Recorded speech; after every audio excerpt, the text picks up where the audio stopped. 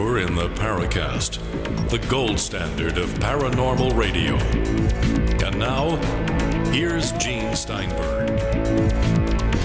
So Chris O'Brien is on special assignment or away for the holidays. In fact, I had a brief contact with Nick Redfern the other day, and he was amazed that I'm actually working. He said, "Gene, it's a holiday. Take a break, man." Well, I just never do that. I don't think I've ever missed an episode of the Paracast. We've been doing it for 11 years. So our guest co-host is J. Randall Murphy. Randall, welcome back. Yes, glad to be here. Now, I should point out something. One of the wacky reviewers of the show in iTunes is really upset that sometimes we take members of the forum and make them co-hosts on the show. He seems to forget that we do that because we have a lot of smart people who listen to the show and participate in the forums. So there. So you've just been complimented, Randall. Suck it up. Hey, I'm good with that. I think it's one of the things that makes the Paracast stand out from other shows, actually. Our guest is another contributor to that book, UFOs Reframing the Debate, edited by Robbie Graham. And we've had other guests, and this time we've invited Susan Demeter-St. Clair, and she has an interesting essay entitled Making Mountains Out of Mashed Potatoes, UFOs as a Parapsychological Event. Susan, welcome to the Paracast. Hi, thank you for having me on the show. I'm very excited to talk to you today. When I look at the title, you know what I think of? Yeah. Close Encounters of the Third Kind. Absolutely. I was thinking of the film, one of my favorite films of all time, when I was writing the essay. In particular, because the film itself, it's a wonderful film. And I think that because it borrowed so heavily from actual UFO events, it pretty much gives you a really good sort of idea of some of the stranger sort of synchronicities, telepathy, and other sort of high strangeness that goes along with UFOs. So I was thinking of the character and the building of the mashed potatoes and how he was sort of obsessed at the time when I was writing the essay. And of course, it was coming close to the 40th anniversary of the film, and that's where the title comes from. So you were right on the money with that.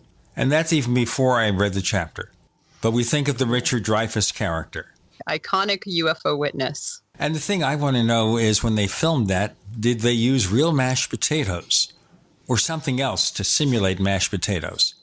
You wonder about movies. Yeah, I wonder that too. I never actually pondered that, but I think probably. I mean, they tend to use, I don't know why, but the movie Psycho just popped in my head and how they were using like maple syrup. They were using syrup in that to simulate the sort of the bloody scenes. So maybe in the filmmaking, they used actual mashed potatoes to build the mashed potato mountain. I'm just guessing. I don't really know. That would be a question more for Robbie Graham, who edited our book. He has the Silver Screen Saucers, so he discusses the film and more of that. I guess they would have more knowledge on the technical side of the filmmaking. One thing I did learn, and of course we all know about the famous little segment of about 5-10 seconds where Dr. J. Allen Hynek, a technical advisor to the film, appears.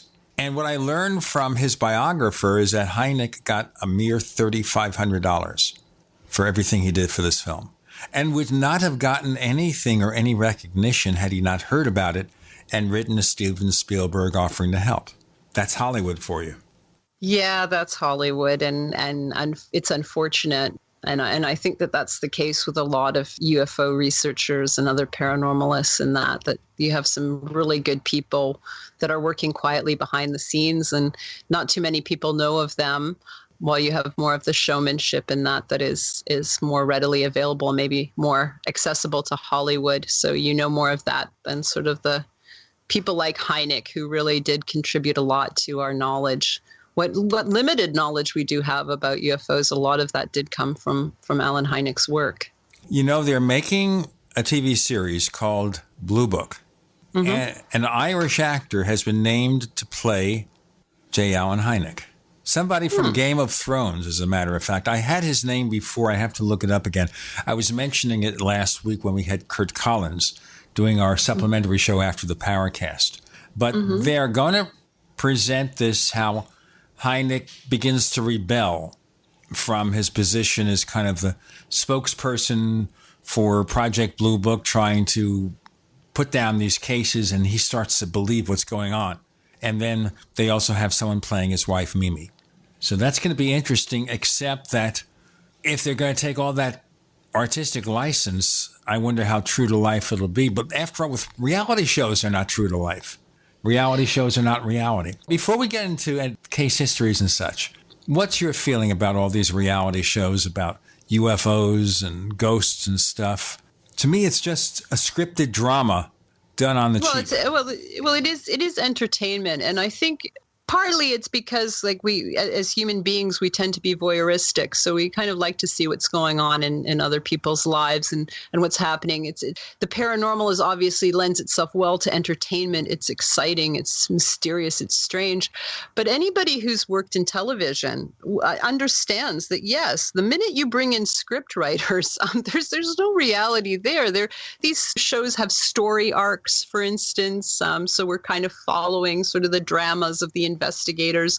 The investigators themselves tend to be actors. So some shows are better quality than others.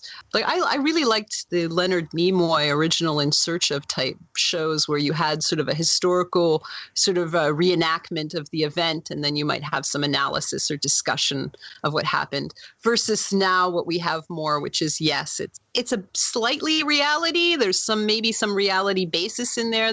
You might go to interesting locations where paranormal events occurred, but the actual stories that go behind the reality TV really don't resemble reality.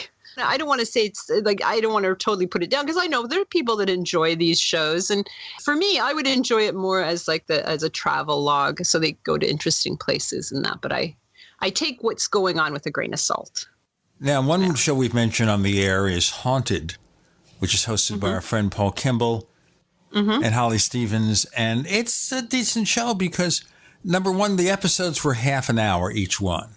And the two that I saw, we offered them to Paracast Plus members, but you have to write to Paul to get the password.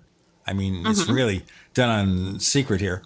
And I thought they had a solid grounding in the way they did it. But they offer a few things that are clearly having fun. But they do it in a way that you know they're having fun. They're not presenting it as something, hey, look at this. You're just using it as part of the experience. They're investigating these strange things, and then they try to add entertaining chatter and elements. But again, in a way that you know what they're doing. Actually, I can't really speak to that particular program because I haven't seen it yet. But I do feel that, yes, especially like people that actually have had true experiences or they feel sort of passion for these subjects. Certainly there are documentaries that have been done that are really well done. And you can have something that is educational as well as being entertaining, because of course we all want to be entertained, or we're not gonna want to tune in and watch. But there are ways to do it that can be more, as you said, it's more honest.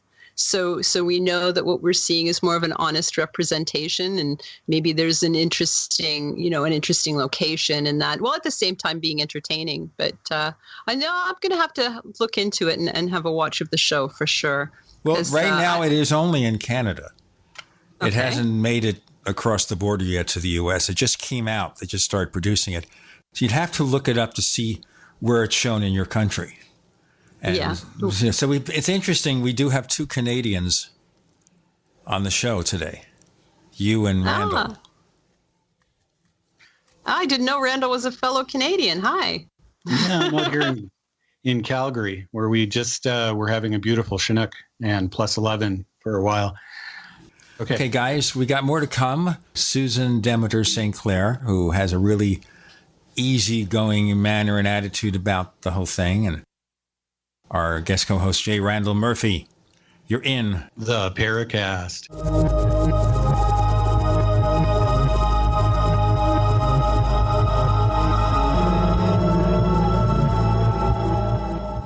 We also have swag.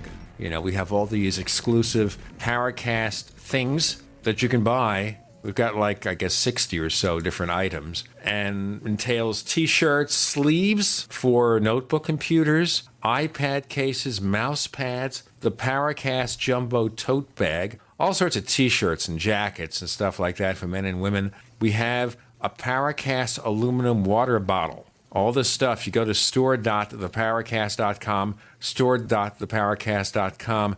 What makes it special is that the items are the best quality, great T-shirts, fabrics, and they have our official logo on them. That's what makes them special, in multiple sizes and colors. We even have stuff for children, stuff for women, stuff for men. We have all sorts of sizes, like small up to X large. A lot of good stuff. That's the swag from the Paracast. You go to store.theparacast.com, stop by, and take a shopping tour. How did you become addicted?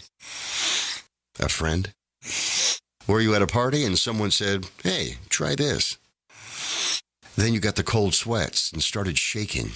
And the more you did it, the more it didn't work. So you switched to the needle. Now you're a train wreck. Drinking, drugging, broke. Your family hates you. And you hate you. Get out of your hell on earth now. Call the Detox and Treatment Helpline today for immediate help. In many cases, your insurance may cover the costs. We can't guarantee it, but we can guarantee we have what you need to change your life for the better. Pick up your cell phone and call right now. 855-700-2979. 855-700-2979. 855-700-2979. That's 855-700-2979. Want revenge on the common housefly?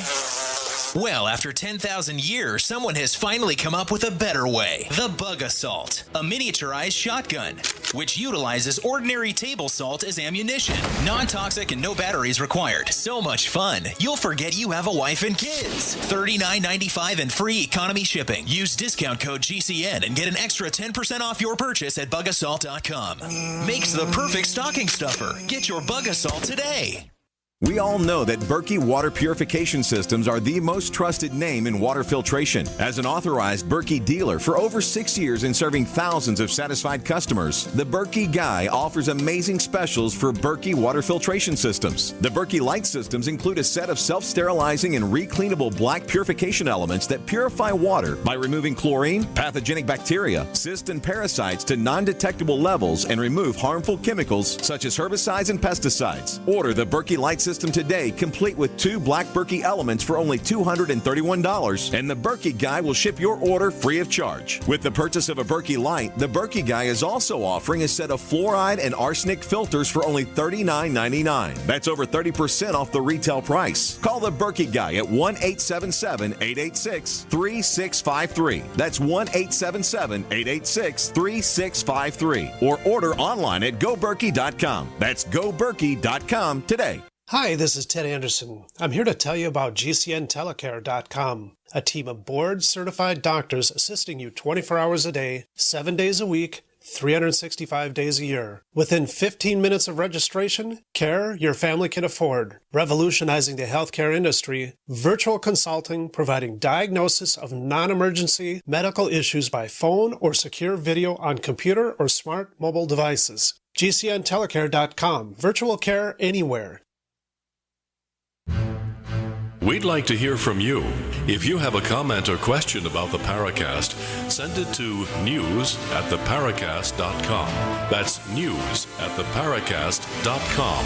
And don't forget to visit our famous Paracast community forums at forum.theparacast.com. J. Randall Murphy joining us as guest co-host. Chris, I guess, is taking it off for Thanksgiving on special assignment. Susan Demeter-St. Clair, one of the contributors to Robbie Graham's UFOs Reframing the Debate, is with us, and we're going to get into some case histories after Randall asks a question. But first, I want to tell you, we have a second radio show called After the Paracast. It's unfiltered, almost unedited, but eminently listenable. I'm trying to give myself a review, seriously speaking. What we offer there is additional conversation, extending the actual original interview with more content, with the same guests, bringing on different guests, just chit-chat. You can hear that show if you join the Paracast Plus at plus.theparacast.com for more info, plus.theparacast.com. We also give you a version of this show free of network ads. Better quality audio. Now, Before we go on, I wanted to ask you about your 1990 experience, Susan, but right now Randall had a question. Go ahead, please. Okay. Well, that might just fit right in, because before the break, we were talking about media. And that's how I think most people are introduced to the phenomena, because not everyone's a witness. So people will become interested through finding a book in the old days, and these days more online and cable television. But I wanted to ask how it is that you became interested in it yourself, Susan. And of course, we ask everyone that, but you shouldn't be any exception. Well, I was, I guess, initiated. I try to use the word initiated, or I have been using it more lately, into this sort of UFO sort of craziness or UFO reality when I was 23 years old. Prior to that, I had interests in the paranormal. I sort of had a sort of strange childhood where I had experiences, but I had more or less written them off as to just childhood imagination. And then at 23, I had a UFO experience with my brother-in-law at the time that sort of like radically shifted my view of these things, because I actually witnessed one myself. And what happened is that it was, I think it was a Monday evening. It was November 4th, 1990. And I had been watching this program. It was Elvira, Mistress of the Dark. We were watching this Elvira Mistress movie. And it was getting late, and I had two small children at the time, and I thought I'm going to, lock up, because I lived at the time on this 10th floor condo, and I had this huge sort of patio, sort of balcony that overlooked towards Lake Ontario, and these huge sliding glass doors that I had like locks on the top because my children were small, so I kept that secure. And I got up and I went to go and lock these sliding glass doors, and I noticed this huge red light just seemingly outside towards the lake and where the Pickering nuclear plant was, because I had a clear view of that. And it sort of, I was looking at it, and the first thing I thought was, is this a reflection from the television screen behind me? Is this something from the movie? So I looked behind and I looked at it. I thought, no, this is actually outside. So I walked out onto the balcony, and I looked at this thing for a few seconds thinking, what the heck is this thing? And I called out to my brother-in-law, and he came out, and I was pointing at this, and I said, what do you think this thing is? And I'm looking at it, and this large sort of almost octagonal shape, red glowing thing in the sky in the vicinity of the nuclear power plant. And I was thinking, this is not a helicopter. This is not a plane. It's this weird thing. And it was pulsing. My brother-in-law, I think he was the first one. He said to me, I think we're looking at a UFO. I was of course shocked. I had goosebumps all over as my mind was processing all this. And then we were watching it and sort of like kind of freaking out at this point as this thing was pulsing and pulsing. And then to me, it imploded on itself and it shot straight up into the sky. And I was shocked. And actually, it wasn't until quite a while later that I remembered a strange point, a bit of high strangeness, if this wasn't strange enough, that in my mind, I remembered thinking to myself, whoever they are, they know we can see them. My brother-in-law and I, we stayed up all night. Now, my ex-husband now, he had fallen asleep on the couch, and he remembered hearing all this. And to this day, he's sort of kind of kicks himself thinking, why didn't I get up off the couch while these two were sort of, yelling, oh my God, we're seeing a UFO. But we stayed up all night, and we were trying to talk about, like, what is this that we witnessed? Did we really see this? What's going on? I scanned the newspapers the next day. I mean, this was 1990. There was no internet. So I really didn't know who to contact or what to do, or I didn't even know that there was such a thing as a MUFON or anything like that. And I had talked to my father briefly, and he absolutely was convinced of the reality of my experience, because at that time, strangely enough, then he admitted he had also seen a UFO in the 1950s over the Gulf of Mexico. But anyway, getting back to it, I just I began reading books. I went to the library. I found a book, the one by Alan Hynek. I found an address in the back for QFOS, and I wrote him a letter, and it came back, returned to sender at the time. I didn't know he had passed away. And it just sort of, it sat with me for years until sort of more the late 90s as my children got older and I was reading more and more. And then I found MUFON, and then I started investigating spook lights and doing things like that. So that 1990 experience really is what brought me into UFOs. Prior to that, I had some interest in spooky things. I used to like reading Nancy Drew books when I was a kid, and that always ended up with some sort of skeptical interpretation at the end. It was always, or sort of Scooby-Doo, Old Man Jenkins is the cause of the ghost, sort of. But that experience in 1990 changed sort of my sort of cosmology, my worldview, because here was this thing I couldn't deny, and I had someone I trusted and I was very close with who also had the same experience at the same time. And that's what brought me into the sort of the realm of UFOs. Fabulous. Yeah. Welcome to the family. It's a strange one, that's for sure. Do you ever regret that movement? I have at times, yes, because it changed the course of my life, I think, in various ways. And UFOs have.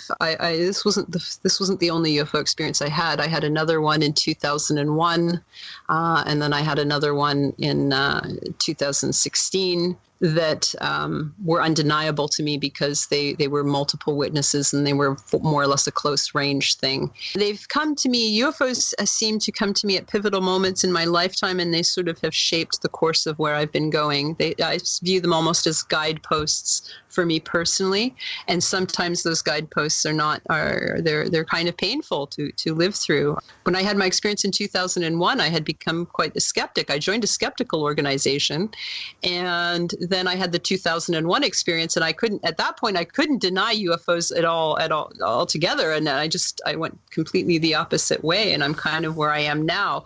But it has affected various points in my life. I'm going to ask you about the skepticism, how you got involved in that. Susan Demeter-St. Clair is joining us for the first time. It won't be the last. With Gene and Randall, you're in the Paracast.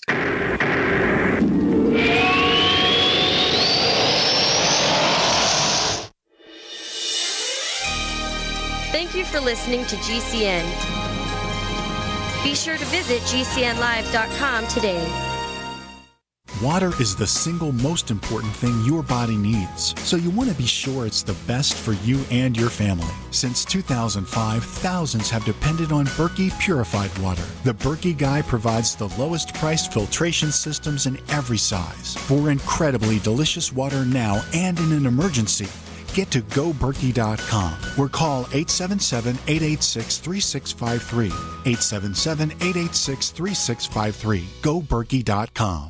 The answer to being in control of your own healthcare is freedom from insurance. Become part of a group of self-pay patients that come together to share in each other's medical expenses. Individual share amounts begin at $107 a month and $347 for families. Choose from 3 health-sharing programs. Holistic treatments may be eligible for sharing. See guidelines. Discount programs available for dental, vision, and pharmacy. Go to libertyoncall.org. That's libertyoncall.org.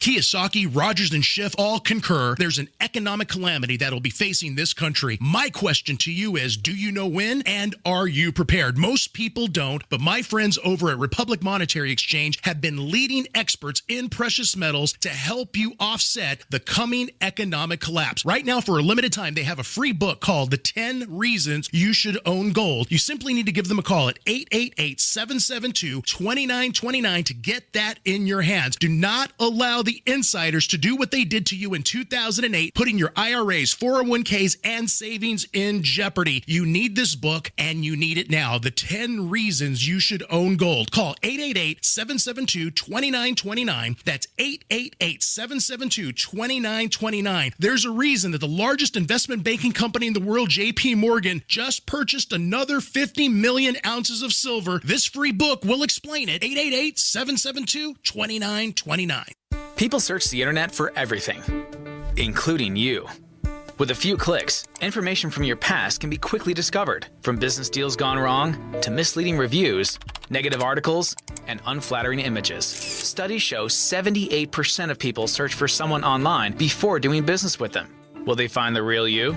With ReputationDefender.com, you can establish a positive internet presence. ReputationDefender.com pioneered the field with over a decade of experience, serving thousands of successful individuals and businesses. We use patented, award-winning systems to boost positive content and suppress negative material. Don't let the internet define you. Take control of your reputation today with ReputationDefender.com. For your quick, free reputation analysis, call 800-831-0771. That's 800-831-0771. 800-831-0771. Or visit ReputationDefender.com.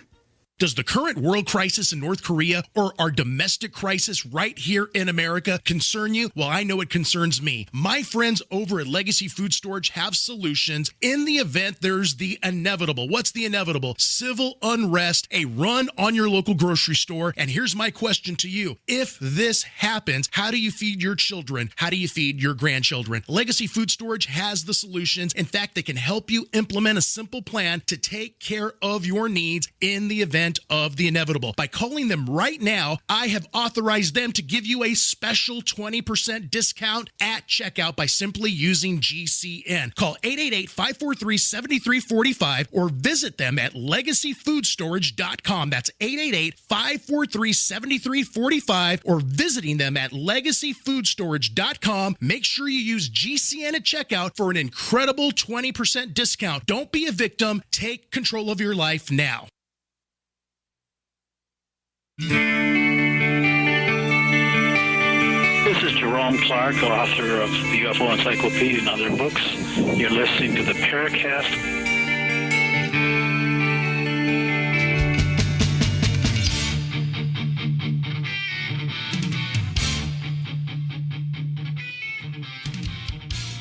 Susan, you had this sighting in 1990 that impressed you, changed your life.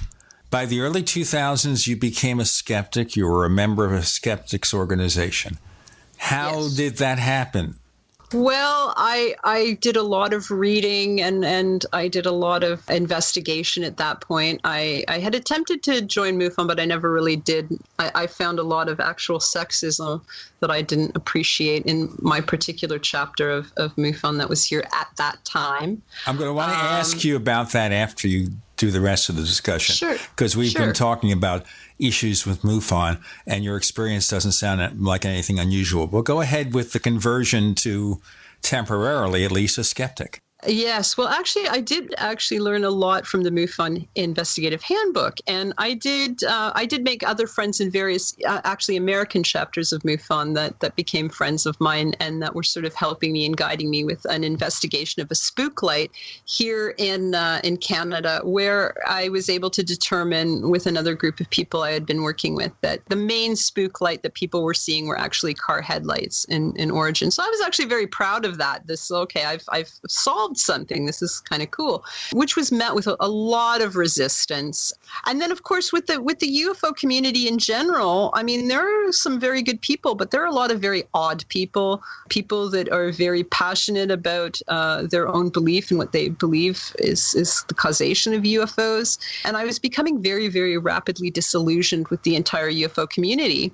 And I was finding a lot more acceptance and feeling more comfortable in the skeptical community. And of course, I was self-examining too. I mean, years had gone by since I had the experience, and I was thinking, well, did I really, really see what I thought I saw? Was it really something that was not maybe naturally explainable somehow? I was starting to self-doubt in my own sort of self-analysis. And that was the position I was in when in 2001, I was sort of on a hike with a girlfriend of mine. We were walking again near the vicinity of the nuclear power plant. And this time, both of us started having sort of strange sort of sensations. This was an early evening, so about, say, maybe 8 o'clock, 9 o'clock in the evening. And it was in July. And so the sun was just starting to go down, and I was seeing all this light playing out over the horizon of the lake. And at first I thought, maybe are these reflections off boats or off the buoys that are in the water there, the buoys. But I started feeling very strange. And then she started feeling very strange too. Like as we started walking out towards the parking area through this pathway, this sort of hiking trail up over the sort of escarpment there overlooking the lake. that's when I had the second UFO sighting, and this was close range. This was like a diamond shaped, it looked like a spaceship craft. Lights descended down from it, and they were playing out over the water. My friend was witnessing this. Of course, we didn't have our cameras, we didn't have cell phones, we didn't have anything at this time, but it was so close and it was so dramatic, and it shocked the hell out of me. And I thought, no, this is whatever this is, it's real. This is real. It's happening. And at that point in time, that just sort of, I couldn't go back to the skeptics after that. I didn't feel that I had a place there anymore, because I had such a close range and dramatic experience that I knew that there was a reality to it.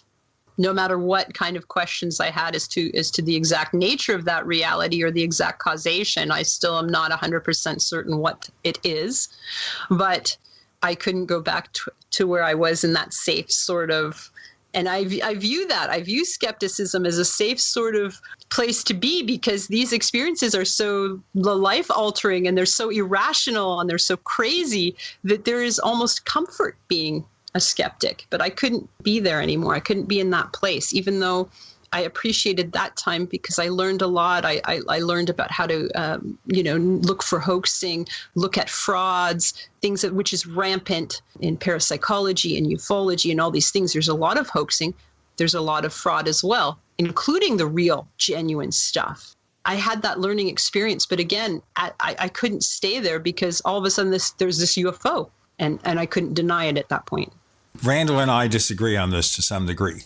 But the prevailing viewpoint in the UFO field, not one I subscribe to necessarily, is that these are spaceships from elsewhere, and we have all these possible Earth-type planets we discover, exoplanets, so maybe that's happening. Do you think you saw a spaceship or something else?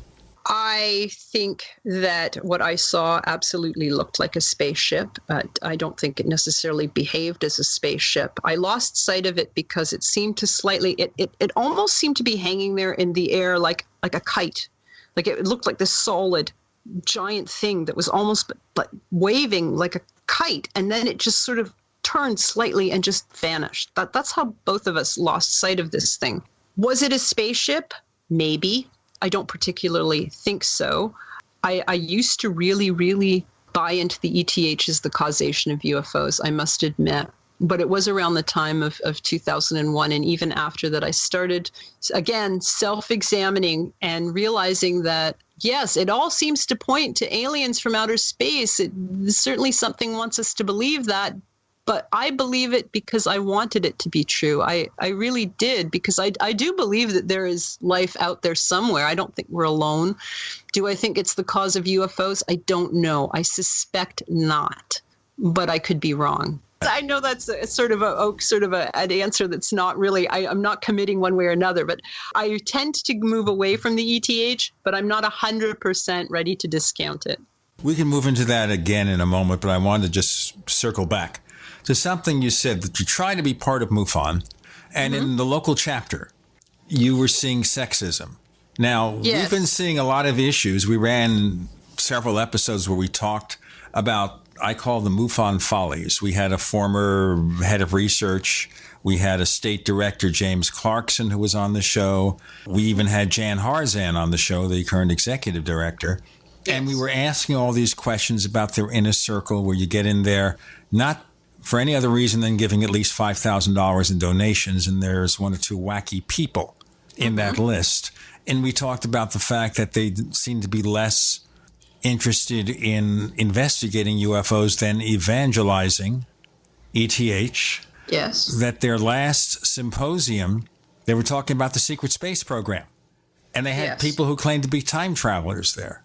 And they're looking evidently for the entertainment factor. And this is something we're very concerned about. And that, plus resignations of state directors. And we had some discussions with Erica Lukes, who used to be associated with MUFON. I don't know if you know who she is. Oh, I know. I'm good friends with Erica. I really appreciate her.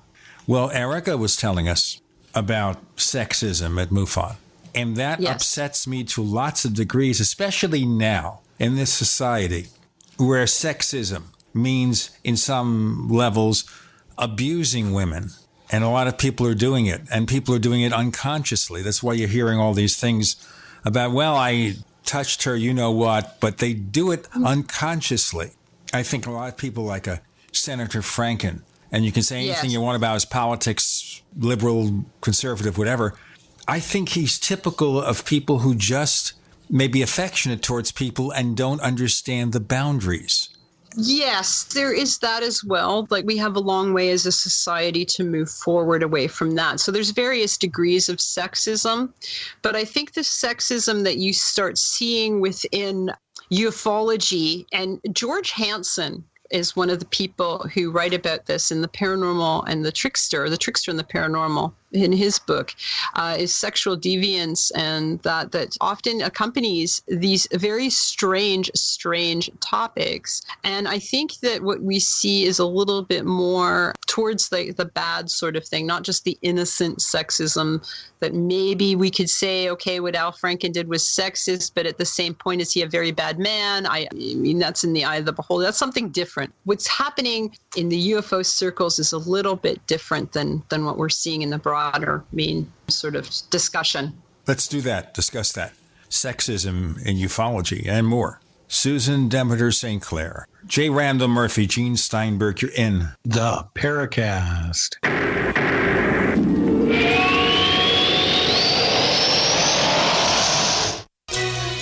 Thank you for listening to GCN. Visit GCNlive.com today. Do you need a website? Well, you can get a great deal on hosting services with Namecheap's legendary coupon code. They're offering substantial hosting discounts on shared hosting, business hosting, VPS hosting, reseller hosting, and even dedicated servers. Namecheap is preferred by millions. It's backed by a money-back guarantee. Use the coupon code LEGENDARY to cash in on the special deal at Namecheap.com, Namecheap.com. First came Attack of the Rockoids, and it was a critically acclaimed success. And now there's The Coming of the Protectors. A former military intelligence man is contacted by a space woman in a dream that turns out to be a nightmare because evil forces on our distant planet are planning to conquer the Earth. This is gripping science fiction of the classic kind. Attack of the Rockoids and The Coming of the Protectors. Find out more at rockoids.com. That's Rockoids, ROCKOIDS.com. Has your body ever gone low blood sugar, feeling weak, shaky, knowing you better eat something fast? We all know high blood sugar can lead to many metabolic problems. At GCNteam.com, we have a healthy blood sugar pack, focusing on the structure and function of stable blood sugar. Find us at GCNteam.com or call 877-878-4203. Nothing feels worse than unstable blood sugar. Call 877-878-4203. That's 877-878-4203. It's a no-brainer. A Big Berkey water filter is the one you need, period. You need a water filter that removes chlorine, fluoride, pharmaceuticals, BPA, and other endocrine disruptors, pesticides, bacteria, viruses, and much more, right? And does it all at only 2 cents per gallon. Get the original and most trusted name in gravity water filtration, Big Berkey. And now GCN listeners receive 5% off ceramic filter systems using code GCN. Call or click 1-877-99-BERKEY or BigBerkeyWaterFilters.com. That's 1-877-99-BERKEY. Frustrated trying to get business capital? Want to take the slow process and rejection out of the equation? GCNloans.com removes the slow, irritating approval process. Instead, get quick, simple funding. Powered by David Allen Capital, 80% of our pre-qualified clients are approved in days. Pre-qualify at GCNloans.com and get your money this week. It's that easy. GCNloans.com. That's GCNloans.com. Warning, if you're drowning in debt you can't afford, do not let the credit card companies trick you into thinking that you have to pay it all back, because you don't. What the credit card companies don't want you to know is that there's actually a way to get debt-free without paying off your entire debt or going bankrupt. If you have $5,000 or more in credit card debt, you now have the right to let us settle that debt for a fraction of what you owe. For free information, call Credit Associates now. 1-800-959-5759. We'll even show you how much money you could save. If you can't afford to pay off all your debt, Do not let the credit card companies trick you into thinking that you have to. Call Credit Associates now for free information on how to get debt-free faster than you ever thought possible without debt consolidation or bankruptcy. We depend on your success and offer a guarantee, so there's no risk. For free information, call now. 1-800-959-5759. That's 1-800-959-5759. 1-800-959-5759. This just in. Before your doctor gives you another antibiotic prescription that you don't want, get this free report, The Miracle of Garlic, your first home medicine. This free report is filled with easy kitchen remedies for common colds, flus, sore throats, ear infections, and more. Plus, learn to boost your immunity before you get sick. Go now to gcnwellness.com. Just like it sounds, gcnwellness.com to get your free report, The Miracle of Garlic. Click gcnwellness.com.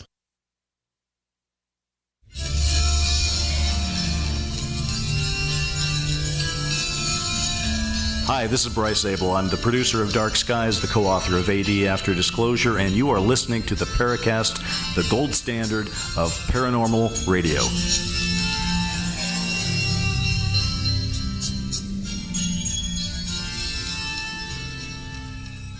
Our very special guest, Susan Demeter-St. Clair. J. Randall Murphy, guest co-host. I'm Gene Steinberg. Susan, let's continue this discussion for a few moments about sexism in ufology. I want to get to your essay in a moment, and I think we've framed some of your viewpoints about the subject where we can get in there. But let's go into this further first. Okay.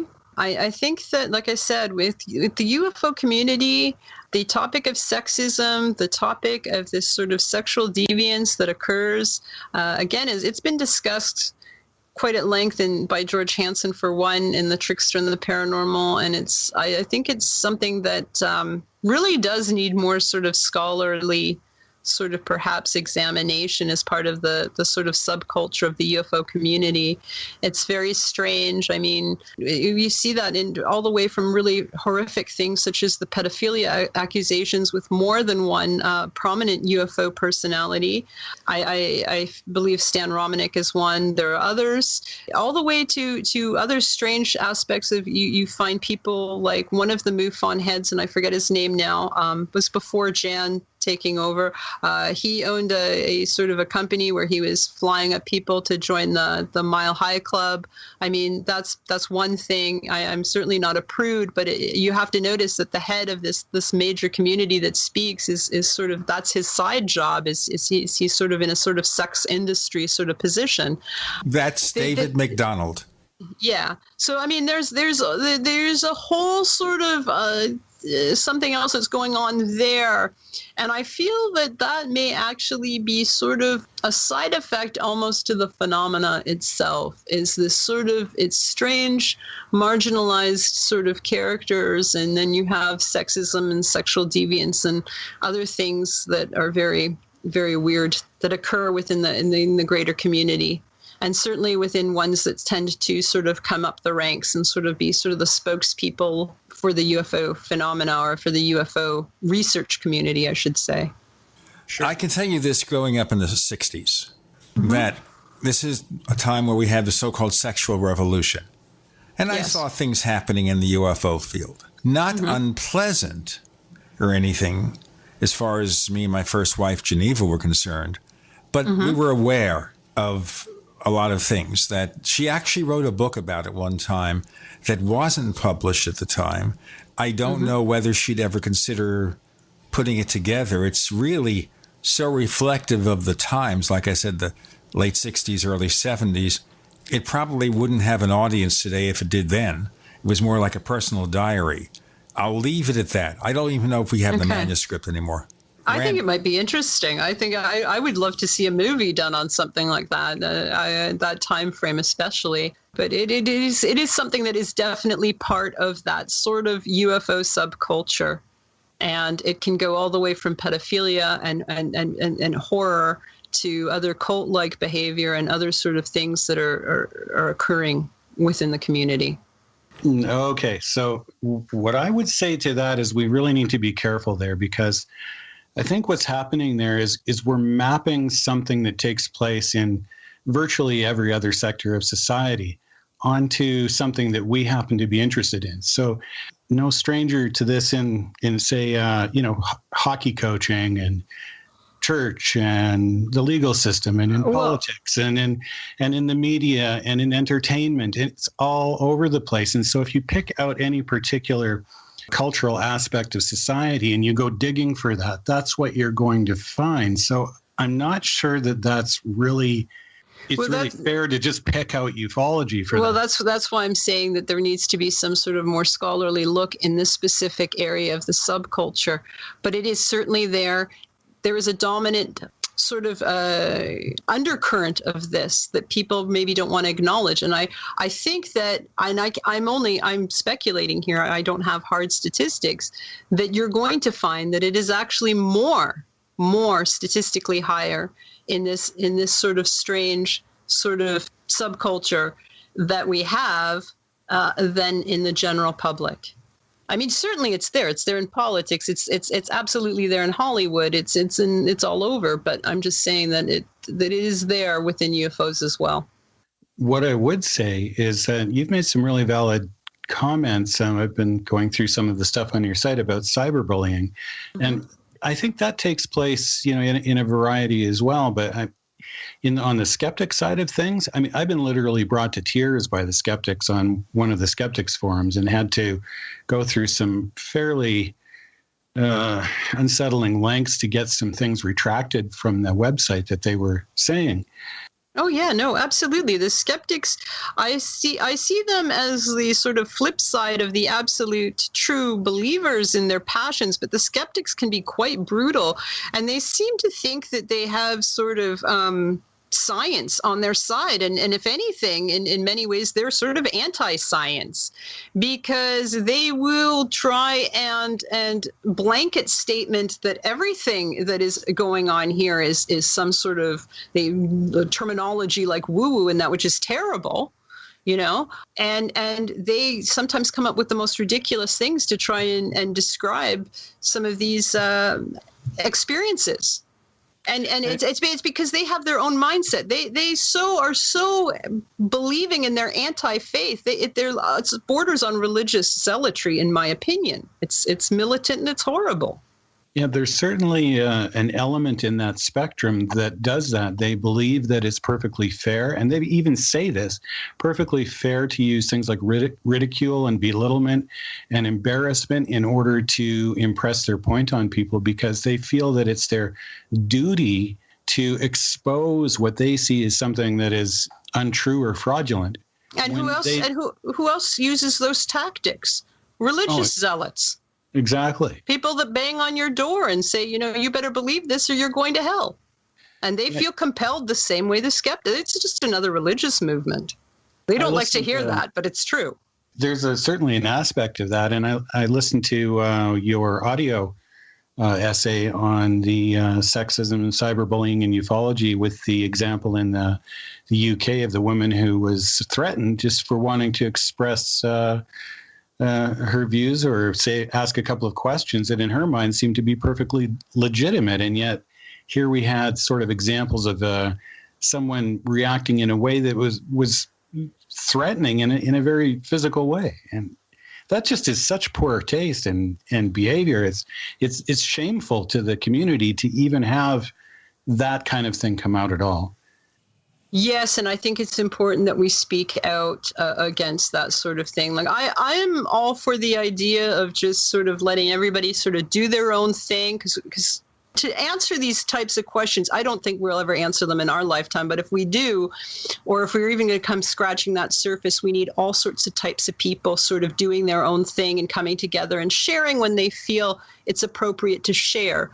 But if you have people that are so rigid in thought that they are willing to attack other people and bully them in such a way, then it's important that we step up and say, no, this is unacceptable.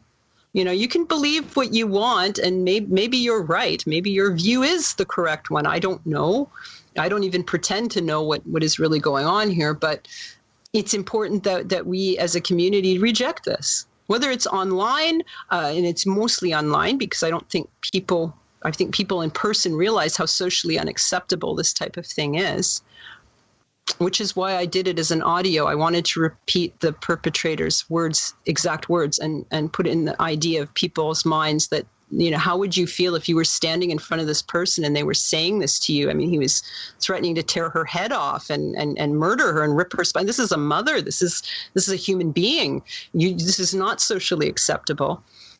So no, we can't, and it doesn't matter who they are, the skeptics, believers, whoever. If you're going to behave that way, then there's no point in even listening to you. And we, as a community, that has to be made abundantly clear. Yeah, I think there's some lines that you just shouldn't cross.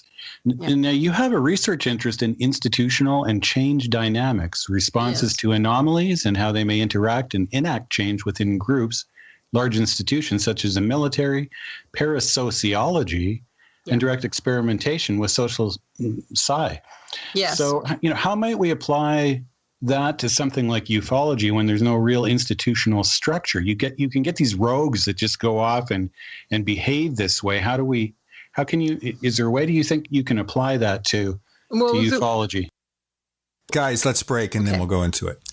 Now we're getting into the weeds, folks.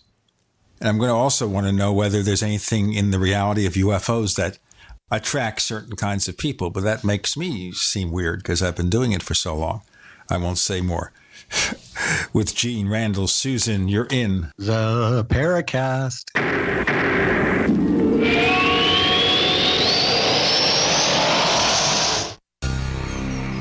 Thank you for listening to GCN.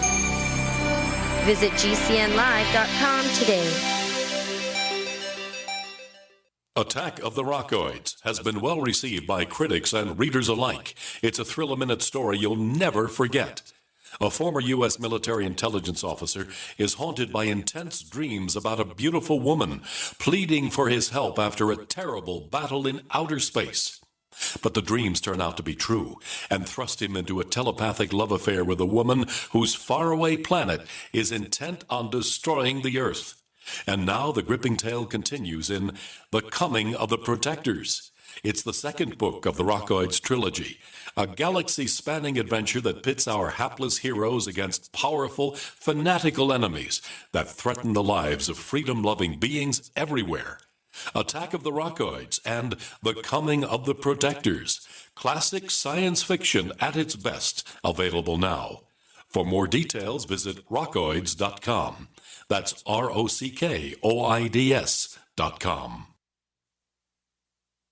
Anytime, any place, anywhere. Radio remains the most intimate of all forms of media. At home, at work, in the car, on smartphones. Over 90% of consumers still listen to radio every week. That makes choosing radio as a place to advertise your business one of the best decisions you can make. Email advertise@gcnlive.com and partner up with an experienced GCN representative. Advertise at gcnlive.com. Easy, affordable, effective. Age-related macular degeneration is the leading cause of blindness in people over 55. But with treatment, it can be slowed down, stopped, and in some cases reversed. Make sure you see your grandchildren grow. Protect your vision by requesting information about diagnosing and treating AMD. Call the Foundation Fighting Blindness today at 1-800-BLINDNESS for a free packet on reversing or managing AMD. Or go to the website fightblindness.org, where I found so much helpful information. Or again, call 1-800-BLINDNESS today.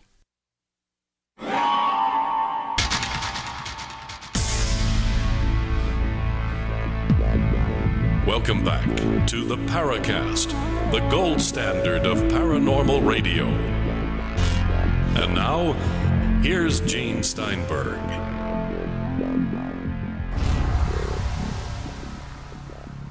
Randall, if you ever wanted to become a singer, don't quit your day job.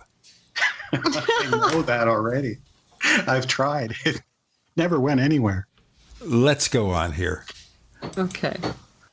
I really want to just emphasize my point, though, because we're talking about different kinds of people attracted to UFO research, paranormal research, etc. Do you think there's anything in the reality of such phenomena that attracts a certain class of people, or is it strictly because the general public doesn't really take it that seriously, except in maybe an entertainment fashion, that people who are a little bit offbeat begin to look at subjects like this? I think that there was an interesting study done by my friend Jeff Ritzman, which was quite scholarly, and it's Project Core. They had a look at this, and there's reams of information in regards to this in parapsychology, not so much in ufology. I think the only real dominant thing in regards to witnesses is witnesses tend to, especially the ones who go on to have multiple experiences, tend to be very creative types of people. You know, they are singers, they are musicians, they're artists, they're writers, they're just people in general that tend to have a sort of playful sense about them. That was one of the things that I learned when I was talking to Dr. Joel Wheaton about the famous project that was done here in the 70s called the Philip Phenomena. And he was the one of the primary technical directors from a psychiatric standpoint on this experiment, which basically what they were doing is they were trying to create a ghost or a poltergeist out of a fictional story. And they were doing this based with people that they had pooled from sort of the general public. But the one thing that they really looked for in these people that they were going to bring together to do sort of like a mock seance with this sort of fictional story to see if they can create a real ghost was they chose from people that were playful, people that were creative. And I think that that's what Jeff had found as well, is that with the UFO witnesses, they tend to be creative people. But other than that, it seems to be across the board, people with different sort of educational backgrounds, different cultures, all over the world.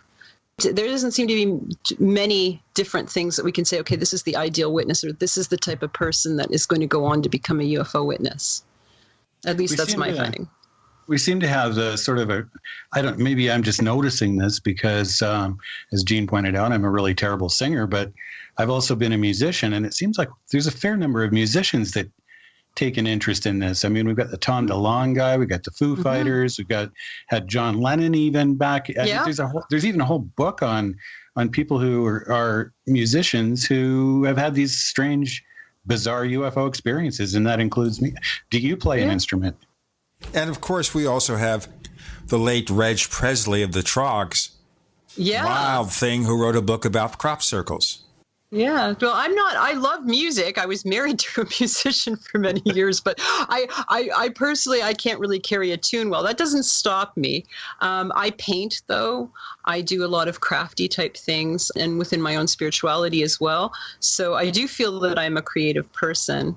And then I also like to write. So that's sort of my sort of UFO mojo is in there, is that. But it does seem that creative people tend to sort of dominate within the witnesses, the multi-witnesses, or people that go on and they have a lot of experiences, different things. I want to ask you now, let's go into this because we're a third of the way into the show. We haven't gotten much into it. The mountains out of mashed potatoes. Mm-hmm. And I wonder what kind of mashed potatoes they used again in that film. I'm thinking here they use instant mashed potatoes. Okay, because it did have the consistency of mashed potatoes. And I think if you want something realistic, you see, nowadays they'd use CGI, but in those days, you wanted mashed potatoes, you got mashed potatoes. Tell us about your odyssey about UFOs as a parapsychological event, because that's not spaceships, folks. No, that's not spaceships. Basically, I mean, it could be spaceships, but I don't think so. I think it could represent spaceships. I think that what we need in ufology right now is this: the ETH is one thing, but it hasn't really brought us anywhere any closer to our knowledge or even better questions as far as what UFOs truly are. So I'm personally, I have been exploring since my days as a skeptic alternative ways of looking at UFOs. And one of those is to look at it from a parapsychological point of view. And this is taking less into maybe account the actual nuts and bolts of the experience and looking at the witnesses themselves and sort of where they are in life, and really paying attention to the very strange aspects that go along with UFO experience that sometimes can be discounted by the more nuts and bolts type UFO researchers who are more interested in what did the craft look like? What was the weather condition like, as if this is a truly materialistic only event. And they perhaps lose a lot of sort of the richness and the complexity of the experience by not really focusing on the witnesses and the more strange seeming details and like that were pretty much covered in the movie between the two characters, where you have the woman and her little son, and there's that iconic scene of the little boy, and he opens the door and all his toys are like going crazy, and there's all these lights and the house is shaking and that, and you get this genuine feeling of a poltergeist experience that is going along with this sort of UFO thing that's compelling this little boy outside into the field. And I think that if we start looking at things from a parapsychological viewpoint, which has been done in the past, but is very rare to see, that maybe we can start pooling out more and different bits of information that could lead us onto other sorts of avenues to explore the UFO experience, not just the nuts and bolts. So that's what I'm trying to, with my essay for the book, Reframing the Debate, is trying to point out that there are a lot of really strange aspects of the UFO experience that could do with sort of a parapsychological sort of lenses and models to examine that aren't taken into consideration in sort of like the mainstream UFO sort of research community, if that makes sort of sense. It makes perfect sense. What's your sort of favorite aspect of that, or the thing that intrigues you most when you get looking into that way of viewing the phenomena? I'm always very interested in synchronicity. What made the person look at that point in the sky? Usually when you start really talking to witnesses, there's something else going on in their lives. And for whatever reason, they feel compelled. Something is pulling them to look. You know, most of us go about our daily business, and this could get back into the general public, why they're not seeing things, because they're not really looking up into the night sky. But when you talk to people, they tend to, something happens, either it's a little voice in their head or something happens that might put them in the right place in the right time to have this sort of really exceptional experience. And a lot of people do go on then to sort of go through this transformative phase where they have this experience and then they come out the other side with this completely different sort of worldview, or even sometimes like a new direction in life that they never had before. And so that sort of interests me, the synchronicity. Sometimes you have telepathy or other strange things, like when I had my 1990 experience, and it was thinking in my mind, and I did say it out loud, and it wasn't until later that you know, I remembered it, and I mentioned it to my brother-in-law, and he said, yeah, I remember you saying that. That was so weird. You know, I know, or they know we can see them. Who are they and what are we, and how would they possibly know we were looking? I mean, it was a very odd statement. So things like that, telepathic things, you know, and then of course the poltergeist stuff. And some of this happens before, and some of it happens after the main UFO experience. People will have this sighting of a spaceship, and then, you know, months later they'll start having poltergeist activity in their homes. You know, that's something that's very interesting to me for a lot of reasons. Mm-hmm. And we'll get into that in our next segment. Susan Demeter-St. Clair, Gene Steinberg, Randall Murphy, you're in the Paracast.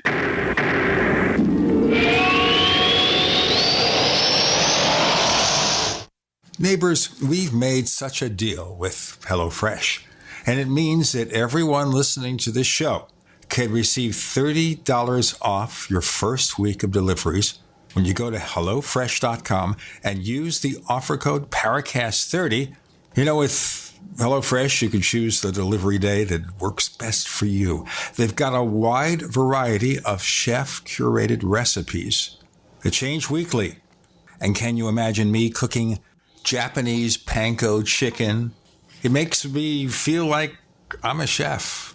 It means also that you could actually get your meal cooked in 30 minutes. For busy people, this is perfect. The simple recipes include step-by-step instructions so even I can figure it out. Go to HelloFresh.com, use the offer code Paracast30 To get $30 off your first week of deliveries, HelloFresh.com. It's been said, any society is only 3 missed meals away from chaos. Those times may be near. Think about it. Our country faces multiple terrorist threats and aggressions from Russia and North Korea. Social unrest and violent marches yet again may lead to looting of stores and city shutdowns. And our crumbling infrastructure leaves our power grid vulnerable to long-term outages from a single cyber attack. When the chaos from any one of these threats arises, the government knows it can't provide during a widespread national emergency. That's why you need your own plan for self-reliance. That's where My Patriot Supply comes in. Get a 4-week survival food supply for only $99. That includes breakfast, lunches, and dinners. Order online at preparewithgcn.com. $99 for 4 weeks of survival food that tastes like homemade cooking and lasts up to 25 years from My Patriot Supply. Get your kits today at preparewithgcn.com. Free shipping is included. Preparewithgcn.com. Hi, I'm Marcia Miller from Mud Pie. Every new parent dreams of bringing their baby home for the first time. But some babies are born too sick or too soon to come home right away. That's why Mud Pie supports the life-saving research and programs of the March of Dimes, the leading nonprofit organization for pregnancy and baby health. Help us give every baby a fighting chance so that more babies can come home healthy. Learn how at marchofdimes.org. If some high-pressure salesperson twisted your arm into buying a timeshare, it's not your fault. Whether you bought decades ago or days ago, I bet that salesperson didn't mention your timeshare could cost you twice as much as a regular vacation, or that you'd never be able to use it when you wanted, or that your fees could shoot up every year. They misled you, and that's not fair. That's why we're here, to get your timeshare company to free you from your unwanted timeshare. Get the free information you need at 1-800-783-2959. We're the Timeshare Exit Attorneys, America's #1 timeshare exit service run by real attorneys, not sales companies or middlemen. It was a salesperson who got you into this mess. Don't rely on a salesperson to get you out. We've got a 100% service guarantee, and our team has already helped thousands of people get out of unwanted timeshares. For free information, call 1-800-783-2959. That's 1-800-783-2959, 1-800-783-2959. Want revenge on the common housefly? Well, after 10,000 years, someone has finally come up with a better way. The Bug Assault, a miniaturized shotgun, which utilizes ordinary table salt as ammunition. Non-toxic and no batteries required. So much fun, you'll forget you have a wife and kids. $39.95 and free economy shipping. Use discount code GCN and get an extra 10% off your purchase at bugassault.com. Makes the perfect stocking stuffer. Get your Bug Assault today.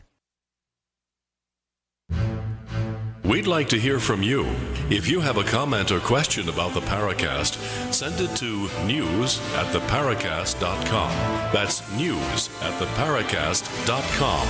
And don't forget to visit our famous Paracast community forums at forum.theparacast.com.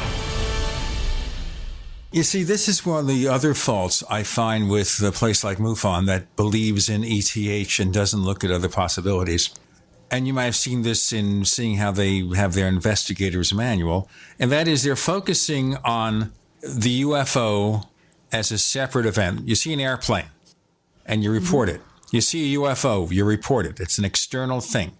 You're not influenced by it unless, maybe you get too close and you have, like Cash Landrum or someone, where someone is possibly injured by some kind of poisoning or radiation.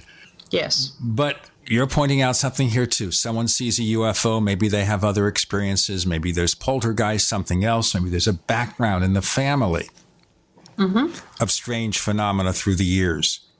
So even if you never saw a UFO before, maybe there's something else they could look at. But an organization like that, so tightly focused on one aspect of the phenomenon, never looks at these issues, never looks at the impact at people and how their lives can be turned upside down. And it's not just the guy in Close Encounters. Oh, by the way, I know you subscribe to the theory that the French scientist in Close Encounters was based on Jacques Vallée. I understand that's not the case, but I forget the name of the actual person. Oh, okay. I always thought it was Jacques Vallée. We all did, but I think Jacques told me this. He may have said it or someone else, that he was not the guy. It's possible. Maybe it was Amy Michelle? No, somebody I never heard of. Oh, okay. Interesting. I always thought it was him. But I guess maybe it's someone else. Well, maybe it was just some composite character made to... Possibly. I'd like to get back to this... You sound more like a French Canadian. That's from all the French I had to take in high school. I'd kind of like to get back to this parasociology. We were just getting into that when the way you were describing how the witness, the human side, the experience, and how it changes our worldview, and how people interact and together and within a society. I mean, when I said welcome to the family back at the beginning, that's kind of a way of summing it up. There's, in my mind, and I don't know, just if I could get your comment on this. Okay. I feel as though being a witness makes me part of a larger community who know that there's a larger worldview, and that out there in society someplace, I can't pinpoint for sure exactly who's telling the truth and who's not, but I know I'm not alone. I know these people have to be out there. Sure. And so there's this sense of other people as part of the world that also knows. It's hard to explain. Do you sort of get what I'm saying there at all? Oh, I do. And thinking in the larger terms of, like, UFOs tend to be sort of an individual experience, and they're transformative towards the individual. But they can also happen in large waves. And this also gets me thinking about Vallée again, because you had mentioned Vallée and his control system and all these sort of thoughts. But in regards to sort of change and societal change, we can look at UFO waves. And UFO waves they tend to be sustained over a long period of time, maybe a year. And you're going to have multiple witnesses of multiple various phenomena, all in a very concentrated sort of society. And one of the things in regards to parasociology that we can look at is the Belgian wave of 1990. In 89, I believe it began. And its concurrent wave, which was happening in the Soviet Union also in 1989 and 1990 at the same time. And if we consider those and consider the vast number of people that were reporting very good sightings, multiple sightings, and certainly on the Belgian side, you had the military and the police and the civilian ufologists all working together on this UFO problem. But you can look at it, if you start looking at what was going on sort of as a group, as a society, you had massive changes going on in Europe. You had the fall of the Berlin Wall. You had the collapse of the Soviet Union. You had millions of people probably living in states of anxiety, not knowing what was going to happen to their futures. And then you have a bunch of UFOs appearing over the NATO headquarters, of all things. So if you start thinking along those lines, you can start seeing that there's something greater going on here. And as far as, like, if you think from a parapsychological viewpoint, that poltergeists happen to people who perhaps have sort of inner anxieties that they cannot express outwardly correctly. So they have all this sort of PK, or this sort of physical phenomena. It's almost like a cry for help, banging on the walls, this sort of very physical phenomena. Now, all of a sudden, you have millions of people living in sort of flux, where this in Europe is in sort of disarray. You have the Soviet Union collapsing. You're living in this really, really pivotal human time, and all of a sudden you have this burst of UFO activity. To me, you'd be lost not thinking that, hey, this happened over NATO headquarters. Was this some sort of a, hey, look at me, like, what's going on here in relation to society at the time as it's expressing itself over a military base, over NATO headquarters, into a greater society? So it's almost as if it's sort of enacting some sort of a transformation, or it's going along with this transformation in this very spectacular way. Interesting. Yeah. When we look at it from that perspective, we could maybe say that earlier waves were associated with a lot of the Cold War stuff that was going on. We had the 52 DC flap there. Yeah, you also had the McCarthy stuff going on as well, and then you have these UFOs just appearing over Washington D.C. Again, very well documented. Like these are genuine cases. This is a genuine UFO wave. Yeah, some of those were really, really good too. At first, I had dismissed the Washington flap, but the more I started looking into it, the more I found that there really was a lot more there than just lens reflections and in photographs. Yes, and the same thing with Belgium. I mean, a lot of people, they focus in from a skeptical, I call them pseudo-skeptics, with the, sort of the arch deniers here will focus in on the one sort of hoaxed photo of a triangle and say, aha, see, this is a hoaxed photo and this were all triangles, or they will say this was all some sort of secretive sort of Americans testing out stealth fighter, which I don't believe at all. If you look at the COBEPs and the SOBEPs, the ufologists, and they were doing a great job. They were doing an amazing job at the time.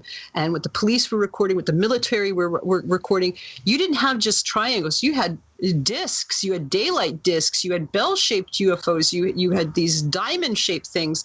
You had all sorts of different humanoids that were being reported on the ground. So you had like just all this various sort of this amazing stuff happening, but yet all that people tend to want to focus on is that one hoaxed image of the triangle. This seems to be with waves too, with the UFO waves, is you'll have a mixed bag of, you have really genuine, amazing stuff, and then in comes the hoax or the more questionable stuff. And so you got to really sort the wheat for the chaff. Do you think we got some disinformation going on there by the powers that be to try to counter it in any way? How far down that rabbit hole should we go? Before we go down rabbit holes, let's go here. And then we'll continue with Susan, Gene, and Randall. You're in the Paracast.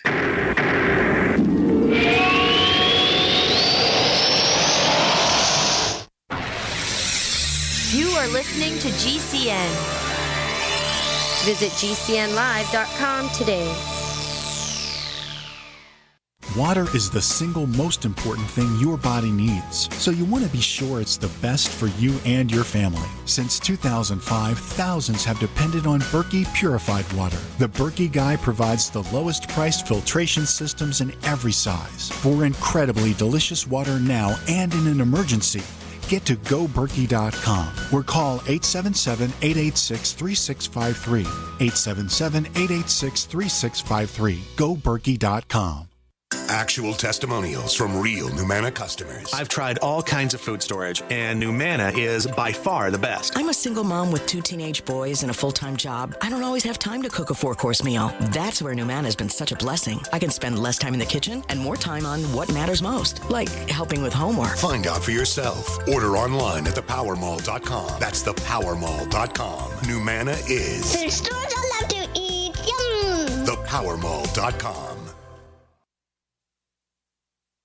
Are you happy washing your hands with harsh chemicals? Are you happy doing laundry with detergents? Are you happy paying high prices? Find your happiness with Pure Soap. These all-natural, earth-friendly Pure Soaps are the very best you've ever used. Buy in bulk. Get a 12, 36, or 48-month supply, or get items individually and still save big. You're getting soap products twice as good as what you're using now, earth-friendly and natural soaps. Your family deserves the best. Happiness is 5starsoap.com. Why not put your money up the drain for a change? See them at 5starsoap.com or call 1-800-340-7091 for a catalog. Cal Ben Soap Company can save you thousands of dollars and give you good old-fashioned real soaps that are triple concentrated. Soaps made from vegetable and coconut oils. See their full selection of soaps at 5starsoap.com. That's F-I-V-E starsoap.com. Or call 1-800-340-7091 for a catalog.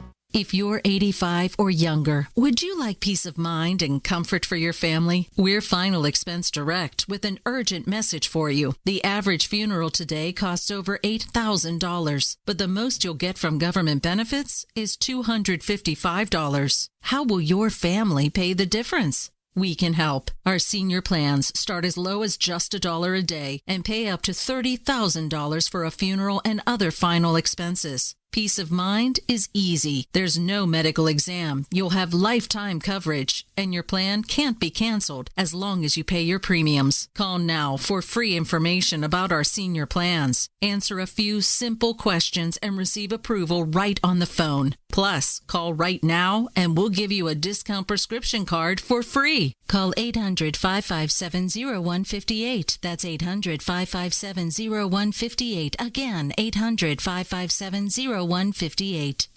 People search the internet for everything, including you.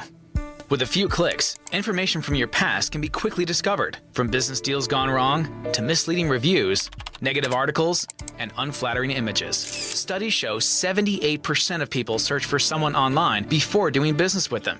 Will they find the real you? With ReputationDefender.com, you can establish a positive internet presence. ReputationDefender.com pioneered the field with over a decade of experience, serving thousands of successful individuals and businesses. We use patented, award-winning systems to boost positive content and suppress negative material. Don't let the internet define you. Take control of your reputation today with ReputationDefender.com. For your quick, free reputation analysis, call 800-831-0771. That's 800-831-0771. 800-831-0771. Or visit ReputationDefender.com.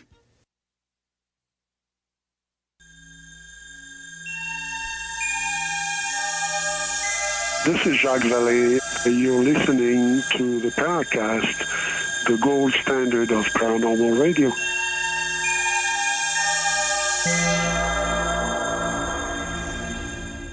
And just to add to that long question, Randall, for Sue, how much evidence do we lose because we are so centric, so focused directly on the objects and the possible spaceships that all the other stuff is just set aside as irrelevant? No, I think you make an excellent point there, Gene. Like, I know that, when we get into it, I tend to go, okay, well, we're looking at UFOs as some sort of craft, but that doesn't mean that the craft aren't here for a reason. And I think that the reason has to do with all the things we're talking about here. I mean, if they have effects on people, and those effects seem to be directed in a particular way. When you get radar visual sightings and you get these craft interacting with military craft back in the early days, specifically when we know that they weren't just fake reports and couldn't be verified, but they were happening, there's an obvious intention there. So we can say, okay, so there's a craft, but what are they doing? And the only way we can really examine that is by really looking at the witnesses. That's the only tangible thing we actually have are the witnesses themselves. And I think more needs to be focused on that. And we can't be, and we have to let people just tell their story. I have interviewed so many people over the years, and they always start with, I know this sounds crazy, but, or they will, they'll tell their story and then they'll add something in and they'll say, I really didn't know how I felt about telling you this, but, I'm going to tell you anyway. And I just feel they know it sounds absurd. And maybe that's part of that control mechanism that Vallée talks about is this absurdity that sort of then people feel that they're going to be ridiculed. They feel that their whole experience will then become discounted. So you have these really strange aspects. And that's why I kind of tell people, tell me everything. Tell me everything. I'm not going to judge you. I want all your stuff. Whatever happened, no matter how crazy it sounds or you think it sounds, I want to know it all. And it's that devil in the details, I think, that may help us formulate new sort of questions as to what is really going on here. Because that is the only tangible thing we have is the people that go and experience these things. They have these experiences. Absolutely. I think the witnesses are the evidence themselves. Okay, let's turn this around, though, and just say, okay, maybe we're looking at this from a completely sort of homeocentric point of view where these craft are really not that interested in us. We're no more, say, interesting to them than the trees and the plants and the whales and the other things here. And we just happen to want to make ourselves so special that we think they must be studying us for some reason, but really, what if they just don't really care that much? Are we making more out of them than they are out of us? But they seem to be interacting with people in very, very transformative ways. certainly the people are going through some sort of transformation process after they have had these very strange experiences. And then we can get into the abductees too. Some of them find that they have been spiritually transformed and they feel it's a very good experience for them. Others feel quite frightened and terrorized and suffer actual PTSD symptoms because of their experiences. So it's very difficult to say what may or may not be a motivation of whatever this thing is. It has different effects on people. Again, that's why I think it's important to focus on them, because it certainly is, whether or not it is meant to do so, this is the side effect, or what happens to witnesses is they tend to have their repercussions to the experience itself, transformative anyway. And that's why we have to explore that. We don't know what the motivation could be. We don't even know really if they're truly spacecraft at this point. I'm not willing to say that they are, because I don't know. They certainly want us to think so, or if it's in even them, I don't know. It's just something that looks like a spacecraft. But then, in the medieval times, maybe it was a dragon or a chariot or something. Well, then, are they causing us to see them as spaceships, or do we see them as spaceships because that's our cultural frame of reference? I don't know, because I think people started seeing spaceships prior to really the space age, sort of the space race. I think there's some evidence to suggest that it's almost precognitive. So people have these experiences just pre to the technology. So maybe their point is to inspire the technology that's coming down the pike. I don't know. I just think that that there could potentially be a co-creative process, in that there is something physical going on, as was mentioned. Occasionally there are radar hits, occasionally there are some sort of physical traces, but they tend to really lead nowhere. They tend to almost be absurd or nonsensical. But I don't want to lose my train of thought here either. But I think that what happens is that it's the transformative effect is definitely there, and that is something that has to sort of be honed in on, I think, and that you can only do that with the witness. I don't really know, but I think that is probably going to gather us more information than has been in the past with just the simple nuts and bolts, without trying to understand the more greater complexities of the UFO experience as a whole, and for people, individuals, and for larger communities, if that makes sense. We have a weekly newsletter called the Paracast newsletter. And those of you who are interested, it's free. You can subscribe by clicking on the links at our site, theparacast.com, or at forum.theparacast.com. And in one of the issues going back a few years, one of our favorite contributors, this guy who calls himself Red Pill Junkie. Oh, Miguel. Yes. He wrote a piece. And I asked him to do this after he appeared on the Paracast. I said, give me maybe 1,000 words or 1,500 words as a guest editorial on the theory of the relationship between a near-death experience and a UFO abduction. And it became like 5,000 words, and very elaborate to explain the connections, the similarities. Now, we have to split for a break in about 2 minutes, so I'm rushing you along, Susan, but we can pick it up in our next segment. Have you had a chance ever to look at any of that? Okay, I was asking you the question. All right, so you've asked me the question. I have recently talked to a person who is a UFO experiencer, abductee, who has described the experience almost as if their soul is being torn from their body. That is their words, not mine. But it certainly sounds very much like a near-death experience, because they're equating their soul as what is leaving the body to be on board a ship. So, and that is how they experienced it, how they felt it, like a forceful sort of, my soul is being ripped from my body. So yeah, there is a connection between near-death experience, I think, and the abduction experience. I think it's almost like a very much an inward sort of journey. It's more of a shamanic thing than a physical thing, but it has physical manifestations and physical repercussions to the people who are having this experience. If that makes sense to you, this is where I'm sort of at with that sort of experience right now. And that, of course, and both are, transformative. People that go through an abduction experience, just like people that go through near-death experience, they're transformed. At the other end of the experience, there's a transformation that has taken place. They're forever changed, and sometimes very radically so. Well, one of the things I see when we look at this is the mystical way that the experience proceeds. Like they're taken out of their bed and maybe they float through the walls of their home and end up on the spaceship.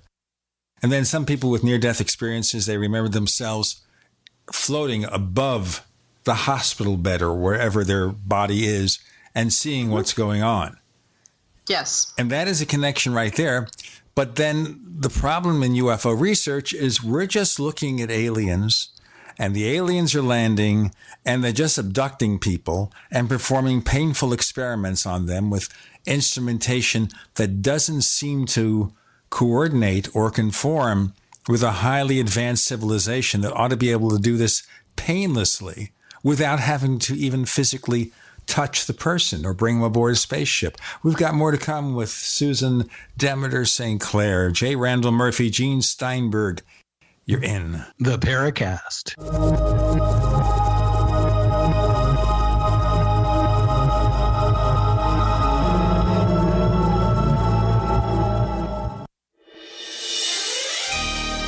Thank you for listening to GCN. Be sure to visit GCNlive.com today.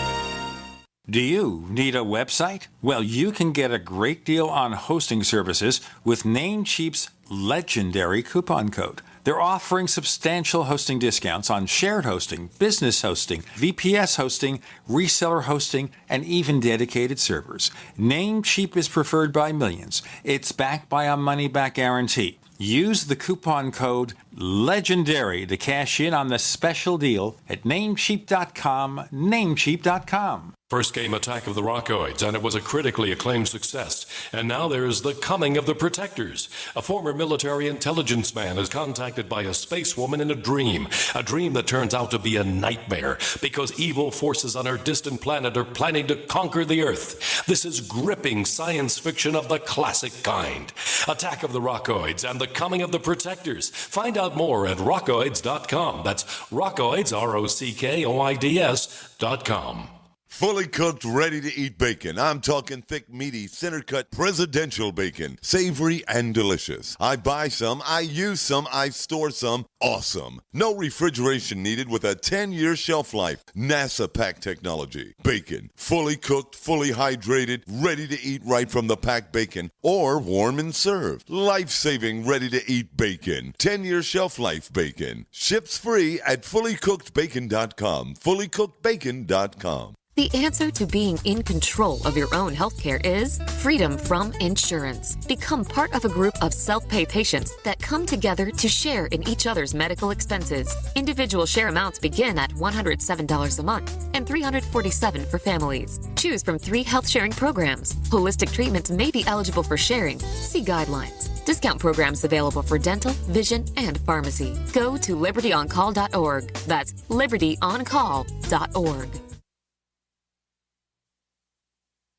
Hi, this is Ted Anderson. I'm here to tell you about GCNtelecare.com, a team of board-certified doctors assisting you 24 hours a day, 7 days a week, 365 days a year. Within 15 minutes of registration, care your family can afford. Revolutionizing the healthcare industry, virtual consulting providing diagnosis of non-emergency medical issues by phone or secure video on computer or smart mobile devices. GCNtelecare.com, virtual care anywhere. Have you ever wondered who the second person to discover gravity was?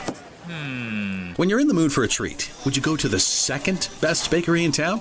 Or how about the name John Breckenridge? Recognize it? If you don't, that's because he came in second to Abraham Lincoln. The firsts are first for a reason. Just how ID Stronghold was the first to create the technology to protect your credit cards from thieves with RFID chip scanners. ID Stronghold products block signals from those scanners, so thieves can't capture your critical data. Get a stronghold on your personal information and protect your family too. Don't settle for the second best wallet. Pick up ID Stronghold wallets for everyone on your list this holiday season. They're the perfect stocking stuffer, with leather wallets starting as low as $20 on Walmart.com, eBay, Amazon, and QVC. Save 10% by using coupon code PRESENT for a limited time. That's coupon code PRESENT only on idstronghold.com. idstronghold.com.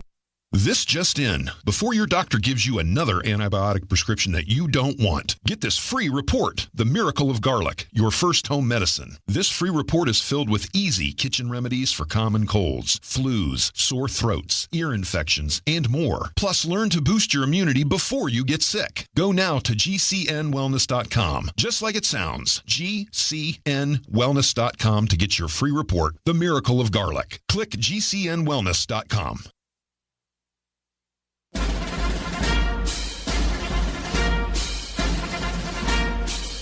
Hi, it's Grant Cameron from presidentialufo.com. You're listening to the Paracast, the gold standard of paranormal radio.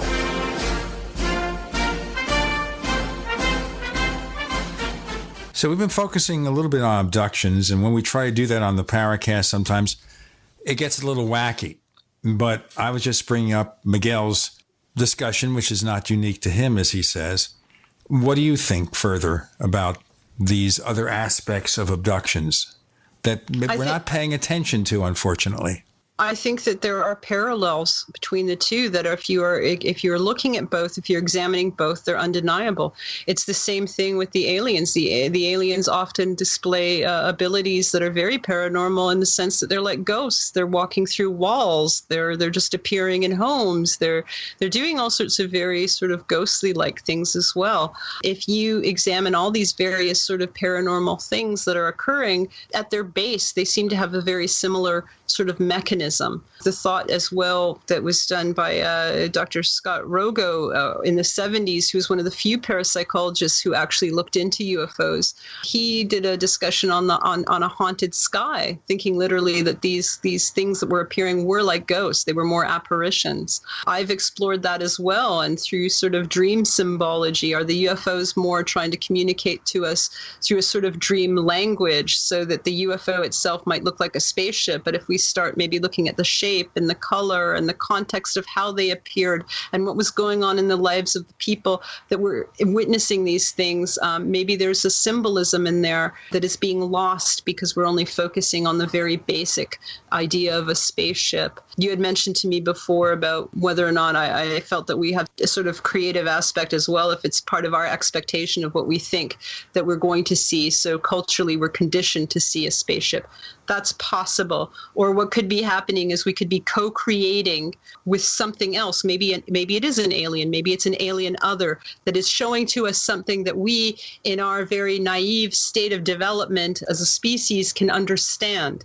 I used to think that, centuries past, people were seeing spaceships, but they were just misinterpreting them, and they were calling them chariots in the sky, and then there was dragons or whatever flying around. And now I've actually really flip-flopped on myself, and I've changed my mind, thinking more or less, no, they probably actually really were seeing dragons in the sky. That they are telling you exactly what they saw.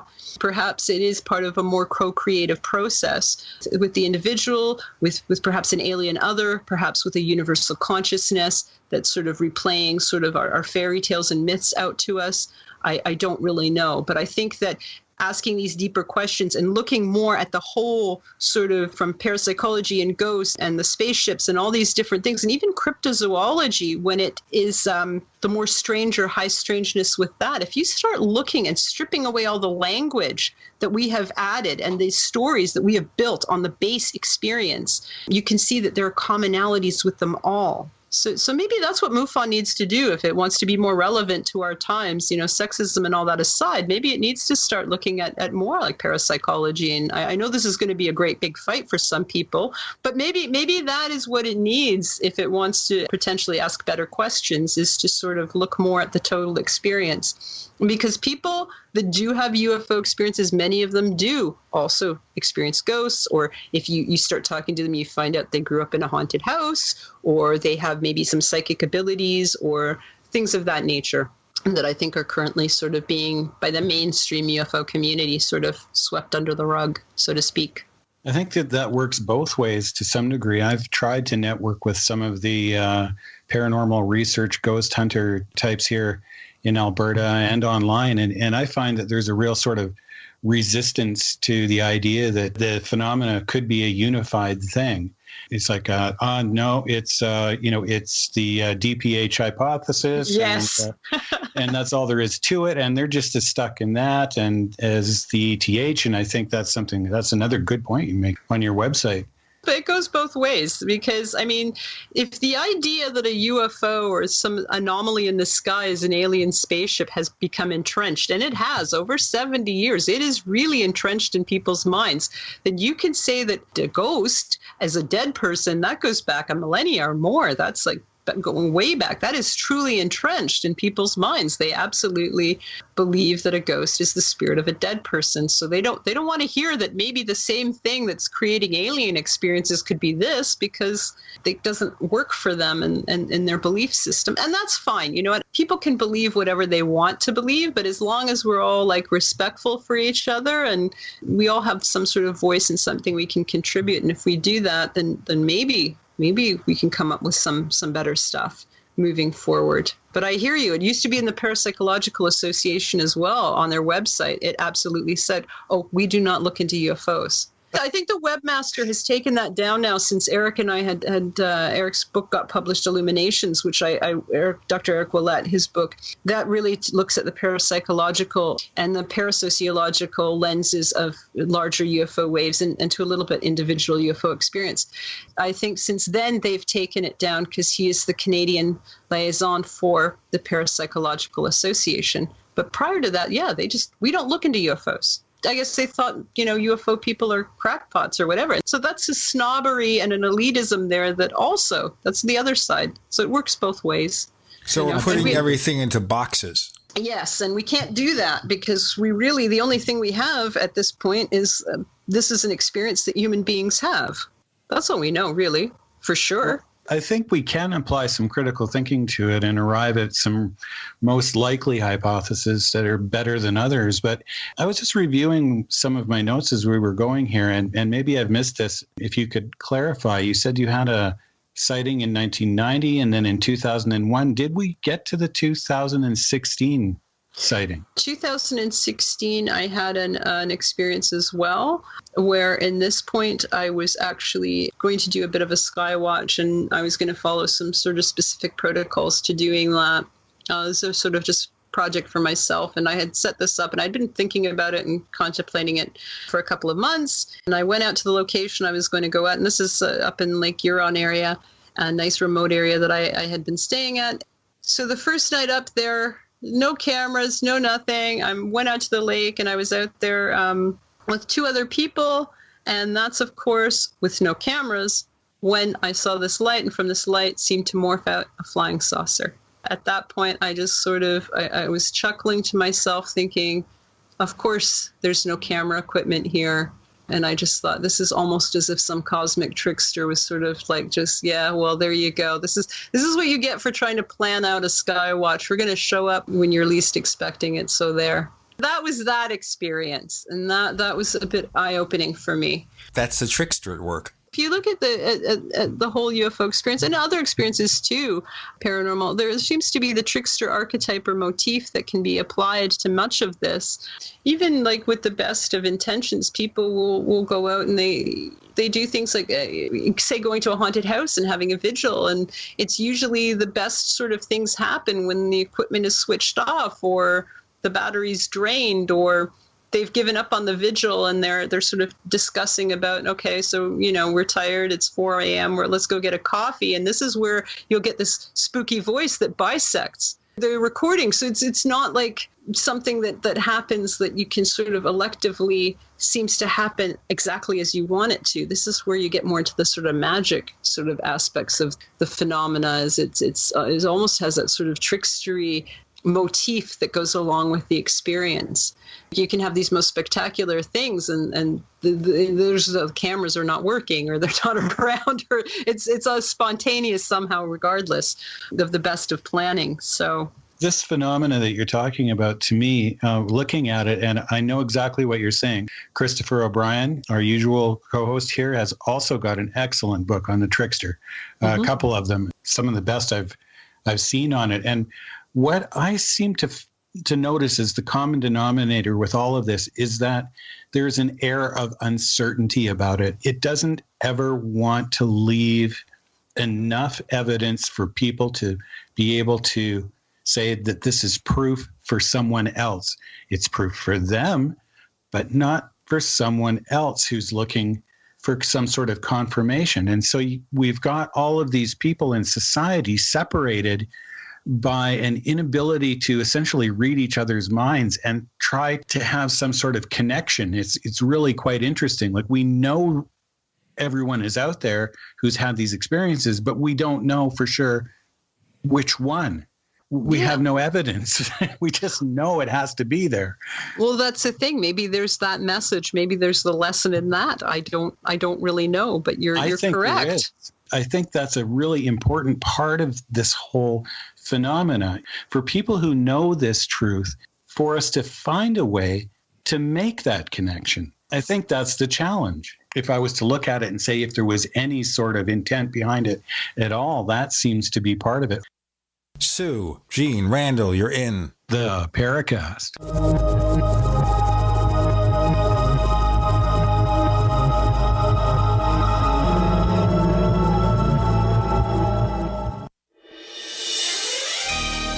Thank you for listening to GCN. Be sure to visit GCNlive.com today. We also have swag. You know, we have all these exclusive Paracast things that you can buy. We've got like, I guess, 60 or so different items, and entails t-shirts, sleeves for notebook computers, iPad cases, mouse pads, the Paracast Jumbo tote bag, all sorts of t-shirts and jackets and stuff like that for men and women. We have a Paracast aluminum water bottle. All this stuff, you go to store.theparacast.com, store.theparacast.com. What makes it special is that the items are the best quality, great t-shirts, fabrics, and they have our official logo on them. That's what makes them special, in multiple sizes and colors. We even have stuff for children, stuff for women, stuff for men. We have all sorts of sizes, like small up to X large. A lot of good stuff. That's the swag from the Paracast. You go to store.theparacast.com, stop by, and take a shopping tour. Hello, Mr. Anderson. The NSA has noticed how much time you spend on conservative news sites. We have no choice but to consider you a domestic terrorist. Tired of your internet activity being monitored by Big Brother? Get virtualshield.com, the world's easiest to use virtual private network. Browse the web anonymously, leaving pesky advertisers and spies in the dust. Get started today at virtualshield.com. Take advantage of our free 30-day trial. Virtualshield.com. You have the right to remain private.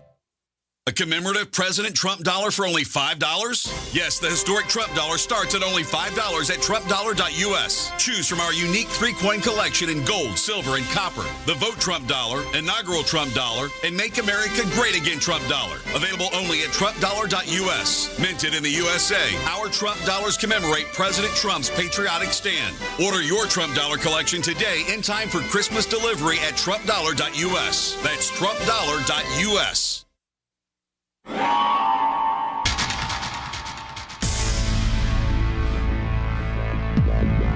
Welcome back to the Paracast, the gold standard of paranormal radio. And now, here's Gene Steinberg.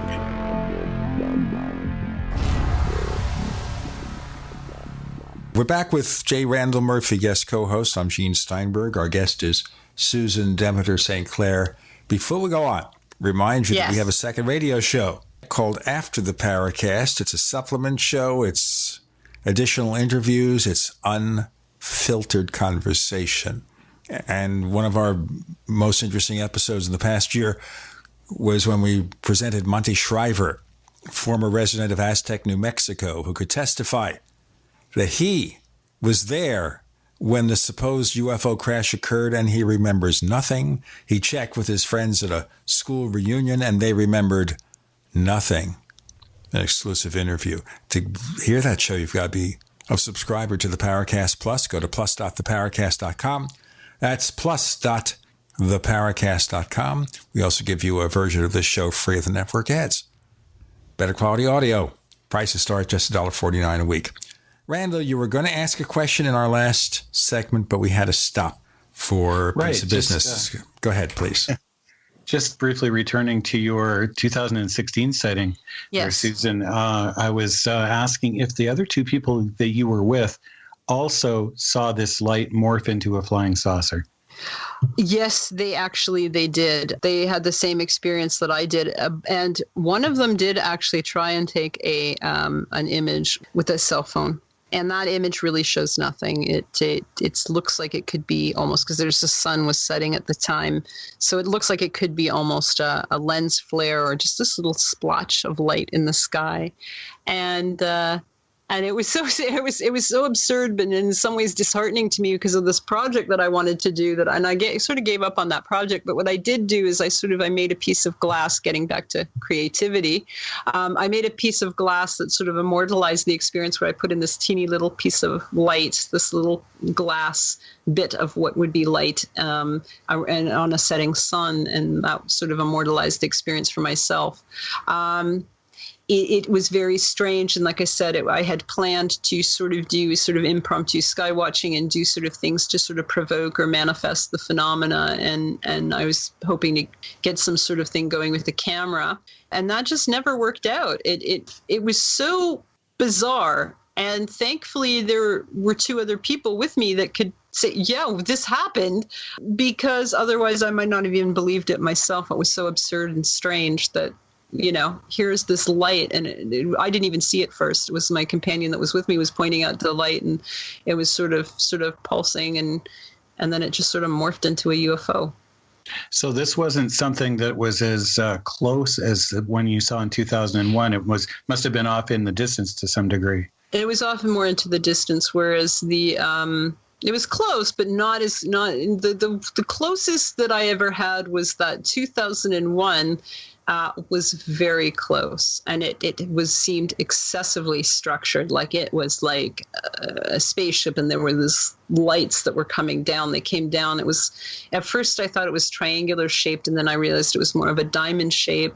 These sort of red lights sort of descended, and not at the speed of light either. It's not like they just switched on. It was almost columnated lights that just sort of descended from it, and I could see it. I could look down over the water because I was on this sort of, it's almost like a small cliff sort of in that area of Ajax, Ontario, that I was able to look down on the water, and I could see that the lights playing off the water. And again, it was that sort of surreal, like, my God, like, I'm witnessing this amazing thing, and it just sort of shocks you. And same with the friend that I had that was with me at the time. It was quite shocking and very real, and seemed very, very solid and like a spaceship. But like I said, I am not 100% sold. I think something would like us to believe it's spaceships, but I'm not 100% sold that that's the case. But the one in 2016, so say, using the old quarter at an arm's length or something, about, bigger than the full moon, or? Yeah, it was bigger than that, and it was more like a classic flying saucer. These are types you don't even really get reported all that often anymore. It tends to be more the triangles and these types of things. But it was like a classic flying saucer, and just like spinning. I couldn't believe that this was. I almost laughed at this point. I just couldn't believe it was happening, but it did. And thankfully, there were other witnesses there. So to this day, I don't know what it was. It almost had that feeling of like, yeah, I know you were going to go out and look for us, but here we are, and you don't have a camera. That's how I felt anyway. If that makes sense, I don't know. I think you're incredibly brave for coming forward and saying some of the things that you do, because the impressions that you talk about just matter-of-factly, I've experienced some of them and some pretty other bizarre things too, but I have a really hard time sometimes just getting them out there, because they do sound so unusual that people might be inclined to just think I've lost my marbles or something. Well, this is why I'm doing it, is because I if I have any hope to ever try to understand this, and at least try and formulate better questions than have been put forward to date, then we need this information. It's the devil in these absurd details. It's why I think current science is doesn't have the best tools to really study what's happening here. We're asking the rational, which is science, to try and describe or explain the irrational. And this phenomena, as real as it is, as physical as it can be sometimes, and we do know that, again, from physical traces, from radar hits, from the occasional, I know that they have gotten occasional lock-ons, okay, when they scramble these jets chasing these things. I don't think the government really knows anything any more than we do. I know intelligence services have played dirty pool with with folklore and different things that way, but I don't think we'll ever get a straight answer from that. But I think if we try and focus maybe on the witnesses and some of these very strange things that are happening, maybe with that and using different sort of disciplines, even in art, sometimes art might be better, or music, to try and formulate different models and lenses to examine these experiences, maybe we'll get better questions. I don't know. We can definitely take the close encounter theme and play it at full volume and see how they respond. Why not? Why not? Let's do everything. Let's just do it all and see what happens, because we don't know. The other possibility is, if they are spaceships, what you see is not what you get. They appear that way because we could not accept their true appearance, whatever it is. Because we think here of Star Trek and something that's supposed to happen 200 years from now. But everything is based and related to our physical world, extended somewhat. Not a lot, but extended somewhat. But if we have a civilization that's hundreds or thousands of years ahead of us, and it comes here, would we be able, in our little anthills, to recognize their technology for what it is? Maybe not. Magic, said Carl Sagan. Right. What we see in terms of a physical or possibly physical craft that leaves trace evidence, according to Ted Phillips anyway, and other people. Yeah. What we're seeing is an illusion, a hologram, or something so alien to our consciousness that we just do the best we can. Quite possibly. I mean, in ancient times, people saw gods in the skies. They saw dragons. They saw chariots. They saw various things. Now we have spaceships. Is it all the same thing? I think so. I think that there is a tie in with these more ancient experiences and things that Dr. Vallée had noted in Passport to Magonia that ties this modern mythos, and I use mythos as not saying that it's not true, but it is part of a mythology that you also see with the elves and the fairies and going farther back in time. When you start stripping all the languages away from the words and things, you start seeing there's this base sort of experience that seems to be replaying itself across time. And maybe we are in the time of the spaceship. Maybe the time of the spaceship will end or is ending, and the phenomena will be something else. We have something else coming right up, and then we'll proceed, trying to sort things out with what the UFOs might be all about. Or, once again, we're looking at phenomena that UFOs are only a part of. Sue, Gene, Randall, you're in the Paracast.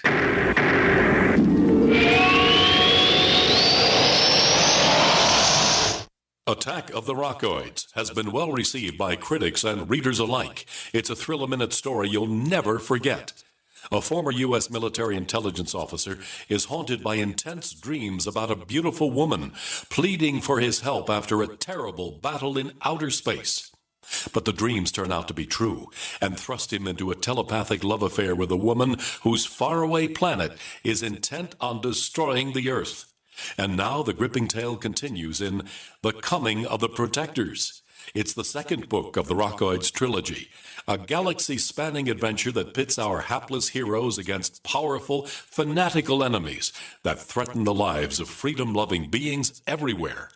Attack of the Rockoids and The Coming of the Protectors. Classic science fiction at its best, available now. For more details, visit rockoids.com. That's ROCKOIDS.com. Have you ever lost your power and wanted to simply flip a switch to get the lights back on? If so, pay close attention because huge discounts are now available in solar generators. Perfect for backup power outages and emergencies. Portable solar generators provide life-saving electrical power when you need it most. And, unlike gas generators, a solar generator runs quietly, emits no dangerous fumes, and produces an endless supply of electricity from the sun. It's like having an electric power plant running secretly in your own home. Right now, get a $5,000 solar generator for just $995 while supplies last. Go to mysolarbackup.com to learn more. That's mysolarbackup.com. GCN listeners use coupon code GCN at checkout for this special offer. MySolarBackup.com. Use coupon code GCN. EMP protection available at an additional charge.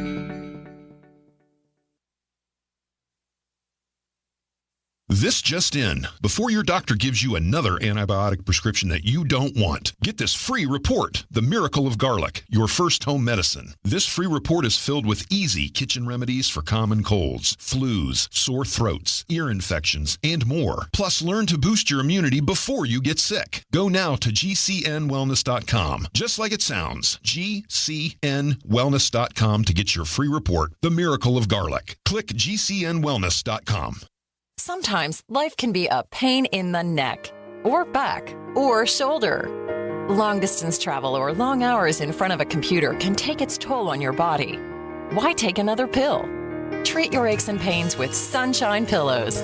Microwavable heat wraps, heatable neck pillows, and extra large body heating wraps. Sunshine Pillows and wraps are designed better for perfect support where and when you need it, even while driving. Sunshine Pillows are designed with your comfort in mind, will not burn you, and will stay balanced on your body to provide soothing hot or cold therapy to treat temporary or chronic pain. And the best part, Sunshine Pillows start at just $20. Join hundreds of our happy customers and see why Sunshine Pillows has a lifetime 100% positive rating on both Amazon and Etsy. Click sunshine-pillows.com and take the Sunshine Pillow Challenge. That's sunshine-pillows.com. If you or someone you care about loves outdoor adventure, then check out slingbow.com for some unique holiday gift ideas. That's slingbow.com, where we have some innovative new products for the archer, hunter, or bow fishing enthusiast in your family. Now through January, use the promo code HOLIDAY to get free shipping in the U.S. or Canada. And from all of us at Slingbow Industries, have a safe, joyous, and peaceful holiday season. We'd like to hear from you. If you have a comment or question about the Paracast, send it to news@theparacast.com. That's news@theparacast.com. And don't forget to visit our famous Paracast community forums at forum.theparacast.com. At the risk of not being sexist, you notice I give Sue's name first. Okay. Oh, you're not sexist. I am not sexist. No, you're not sexist. I'm not. I don't know what I am. I haven't figured that out yet. Maybe in about 10 years if I'm still here. But maybe the problem with UFOs is we don't know how to ask the right questions yet. Yes, that's exactly what I advocate. And I think what people and my other co-collaborators in UFOs Reframing the Debate are advocating for is new questions. That's all. Just new lenses, new ways. It's not that the ET is terribly wrong or bad or whatever. I mean, I'm still open to the possibility it could be correct, but it really hasn't gotten us anywhere. It hasn't helped us to. We are no farther than we were, say, 70 years ago, in understanding what's happening. Nothing has really changed. You have core believers. You have people that have had experiences that know that there's something real, but they really don't have any answers other than beyond perhaps a very strong belief in what they feel they know is true. You have another small segment of the population that seems to make it their business to poo-poo it all and say it's nothing, and you people are all crazy and science, which they don't speak really for science. And then you have the vast majority of people walking around that really could care less beyond occasional the pop culture reference and movie that might be fun for them. We haven't really progressed. And I think that new questions are what's going to be needed. And to gain those new questions, we need new lenses. We need new ways like parapsychology, like other, again, magic, art, different ways of looking at things. And those questions may emerge from that. You see, this is an argument I gave to the gentleman who was the executive director of MUFON. And that is, I said to him, MUFON came to be originally as the Midwest UFO Network in 1969. 48 years later, what if we learned about UFOs? I don't think he had an answer that made any sense. No. We have a belief system that it is the causation is aliens that are visiting from other planets. But beyond that, we have nothing, really. Nothing that I can see anyway that in any way explains it any better than when MUFON started. And you see, this is where I end up being criticized sometimes. They say, well, this guy Steinberg is stuck in the 1950s. He's an old codger and he's not keeping up to date. And my whole point is, no, the field is stuck in the 1950s. We still expect the government to disclose what it knows. It knows that there are spaceships. Maybe they're in touch with them. And if we play nice, if we ask nicely, maybe they'll tell us something, or we write a petition and we send the petition to the government. And they will say, oh, look at all the people who are interested in UFOs. Let's respond to them. And how many times do you repeat the same thing before you become the classic definition of insanity? Well, that's the thing. For some people, the disclosure movement is, and now I believe it's the confirmation movement. It's a new sort of verbiage that's been tagged onto this movement that says that, any minute now the government is going to tell us everything it knows and what we want to hear. And that's what it is. They want confirmation bias. They want to be told you believe is true, and by the same bodies that they feel are liars. It does become a bit sort of irrational, again, much like the phenomena can be irrational, to sort of expect that governments are going to all of a sudden, and they have, and this is the problem, they have been disclosing, militaries actually, and people don't like to hear this, but it's true, the U.S. military was the first to disclose with Project Blue Book, which they made available to the public. You can look at other governments around the world. I mean, the French government itself actually sponsors UFO sort of research. Other governments around the world have been disclosing. In South America, they have disclosed. I don't really think that they know any much more than we do, other than their own sort of secrets that maybe surround the Cold War and various sort of war and that sort of thing. I don't think they know any much more than we do. And I think it's just sort of, it's an intellectual, lazy position to be in where you can just say, okay, I don't have to think anymore about this. I know it's aliens, and I'm just waiting any minute now for the government to tell me, yes, I'm right.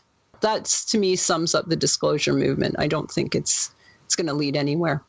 I think what you have is you have a mixed bag of people, high-level people in government who might be interested in the phenomena, and you have other people who could care less about it, and that's going to be the majority of people.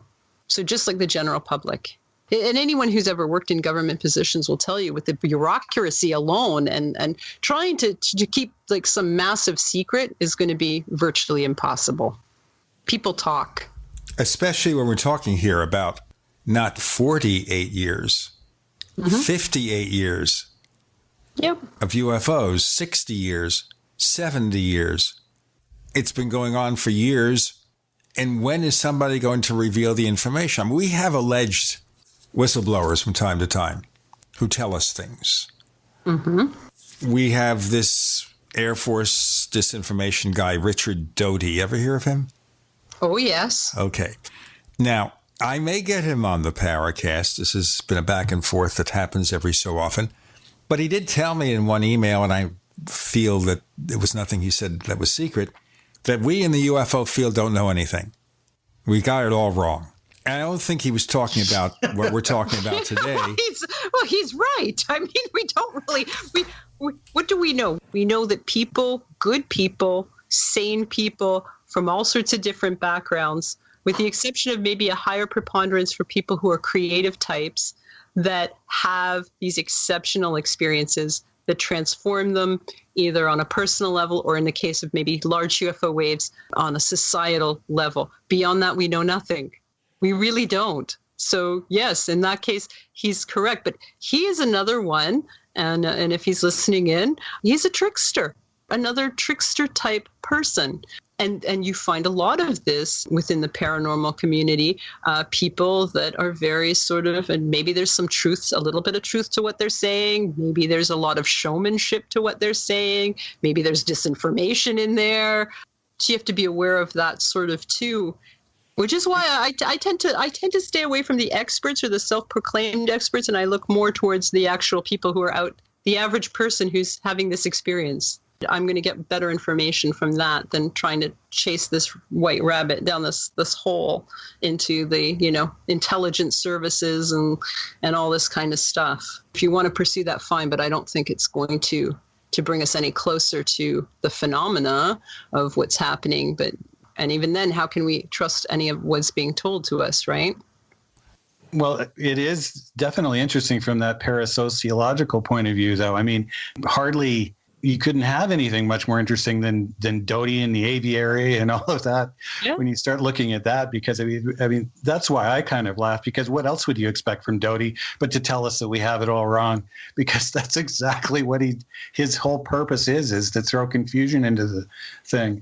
Yeah, he's a trickster. Before we are tricked out of existence here, let's do this break. Okay?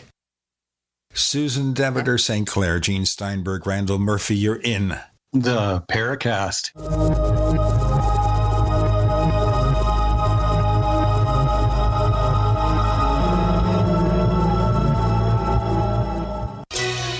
Thank you for listening to GCN. Visit GCNlive.com today.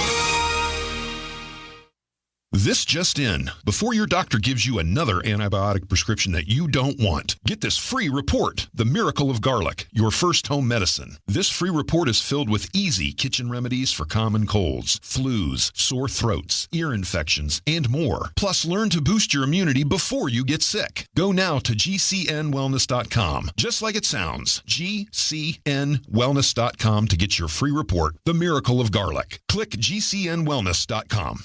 Looking for that edge during those intimate moments? We see many ads for enhancement, but the side effects include death. At GCN Team, we should change the Healthy Body, Brain, and Heart Pack to the Healthy Libido Pack. The brain and heart are not the only organs that require a healthy vascular system. For proper blood flow at the right moment, go to GCNteam.com or call 877-878-4203. That's 877-878-4203. That's 877-878-4203. Hey folks, Tom D for ParanormalDate.com. Are you looking for love in all the wrong places? Now you have a chance to change that by signing up free at ParanormalDate.com. This incredible dating site puts people of like minds together. People who are interested in the strange, the unusual, ghosts, zombies, UFOs, crop circles, and more. ParanormalDate.com was developed for you, people who seek a little more than the other dating services offer. You can join for free by going to ParanormalDate.com, and if you decide you like it and you want to connect with others, use the code GEORGE for a substantial discount. So many people want to share their experiences with the paranormal, the afterlife, the unusual, and this is the place to meet and share common interests with those of like minds. So sign up for free at ParanormalDate.com. That's ParanormalDate.com. Use the code word George and start meeting others. Get going now and connect with someone you like.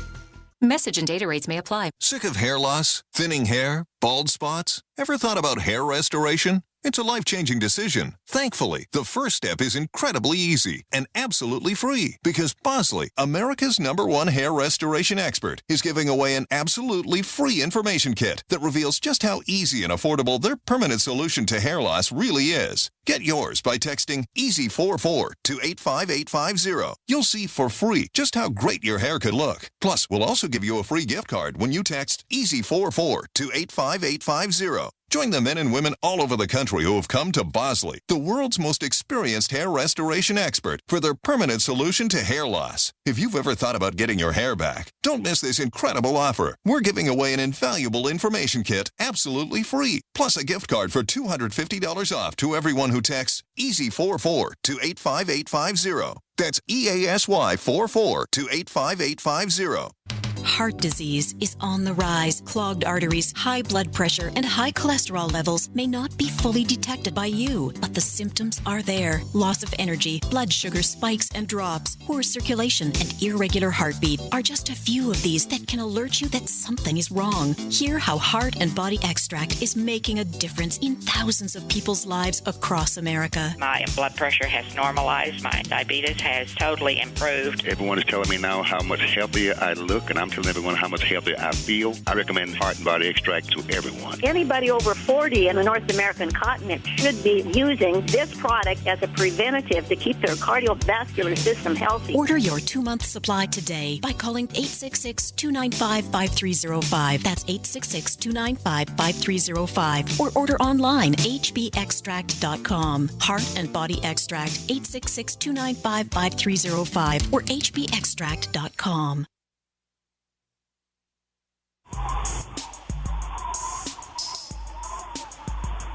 Hey, this is Marie D. Jones, the author of This Book is from the Future, and you are listening to the Paracast, the gold standard of paranormal radio.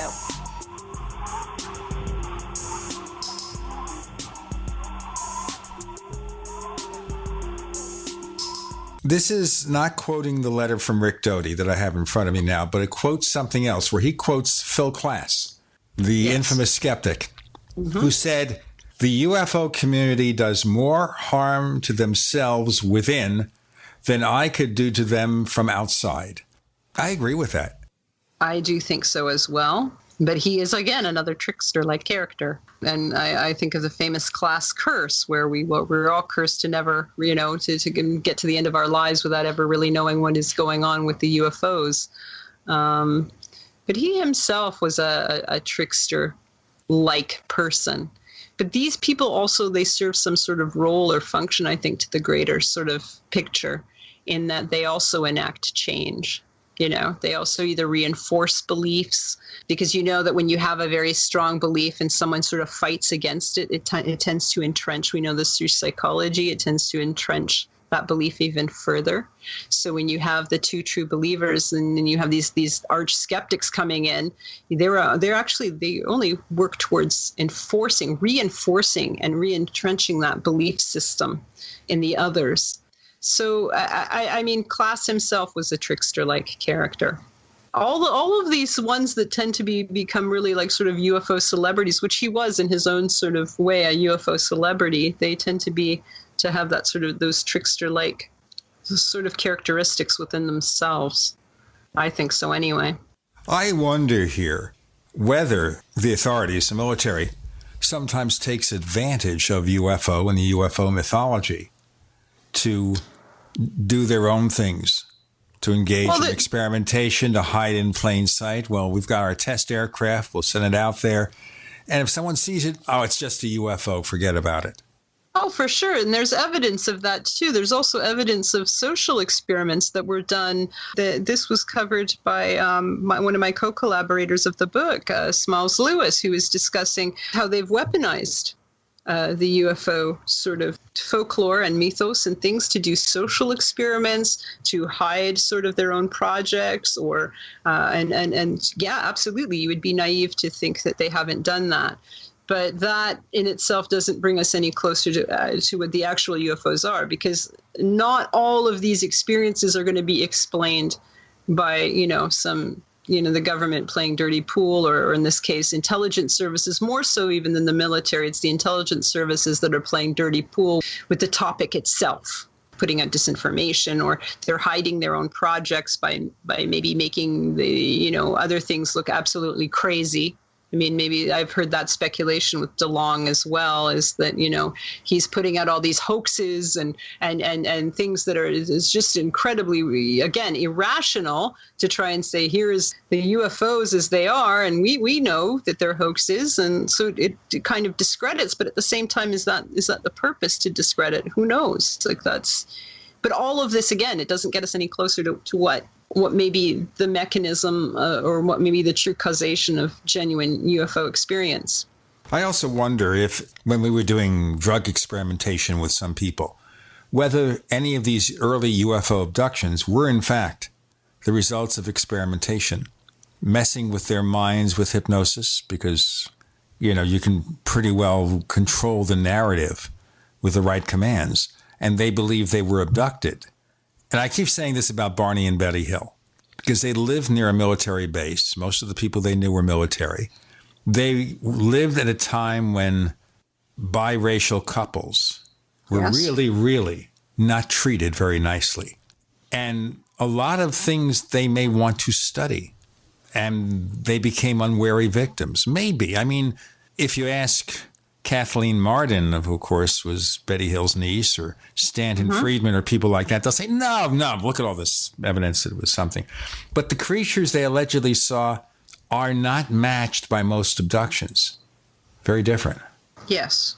But then if you look at the entire humanoid sort of catalog, and my friend Albert Rosales' work on various types of aliens that have been described, and including in the modern UFO era, mostly in the modern UFO era, you can have hundreds of different types. I mean, certainly when you get outside of the United States or even North America and Canada, we tend to have similar things going on. But when you start looking at Europe or Australia or Aboriginal or people that are describing experiences in Africa and other places where there's cultural differences, then the aliens tend to be culturally different too. They're different in appearance. You can have robots, ones that look like 1950s robot, and reptilians, and there must be 1,000 different species. So I wouldn't really, in regards to Betty and Barney Hill, take too to heart that their aliens were different. I don't know. I'm not discounting that it could have been some sort of strange sort of social experiment that was carried out on them personally. I do believe there are paranormal aspects to their case, and I do believe something actually did happen to them. But I also feel that later on, the hypnotists and all the others that got involved in the case sort of built on the base narrative that sort of came out to be the later story that we have. But certainly something did absolutely happen to them. And I think that it is important that you did sort of hone in on the fact that this was an interracial couple. They did have sort of societal pressures that, other couples may not have had added on to whatever else was going on in their lives at the time that could have sort of influenced how this experience played itself out, or the circumstances behind it. We don't know, right? That is something that we need more of with other cases as well, is looking at the circumstances of the witnesses, maybe what was going on with them and how these things might have transformed them, and why they appeared the way they appeared. And is there any symbolism in that? And it's possible anyway, in my opinion, that it's a symbolic language that is coming out of the UFO experience. I think really you sort of identified some of the sectors that are involved in some of the big influences, the groups, the ufology community, the government, the believers, the non-believers, the religious side of things, and the mythology. I think that there is another group in there, a smaller group of people who are really, truly, sincerely looking at the phenomena from a critical thinking perspective.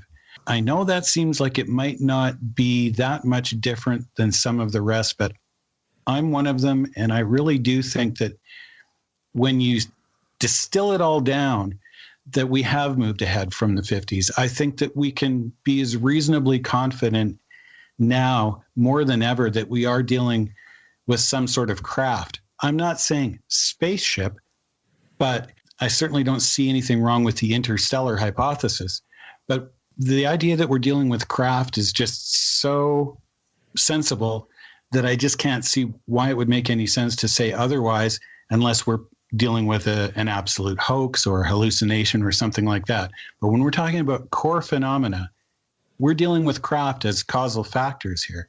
But that is a hypothesis, and that's still, it's an untested hypothesis. Until you have the said craft and you're in some way able to sort of examine it from that sort of materialistic point of view, is that you're able to have scientists and engineers and that take it apart and examine it.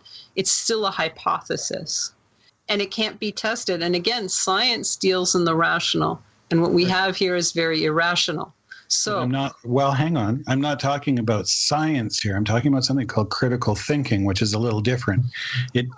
A process of looking at the evidence and identifying as best you can what the most likely explanation is for things, but to a degree of reasonableness that it's unreasonable not to believe it. But critical thinking is a means of self-examining your own hypothesis, and that's the thing. So, I mean, it's fine to have a hypothesis, then that's good. But if you're going to apply critical thinking, well, then you can apply critical thinking to the hypothesis itself.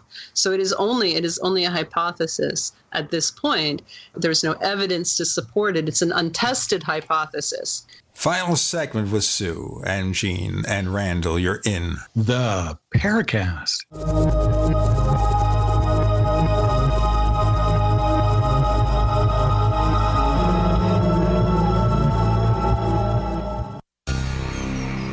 Thank you for listening to GCN. Visit GCNlive.com today.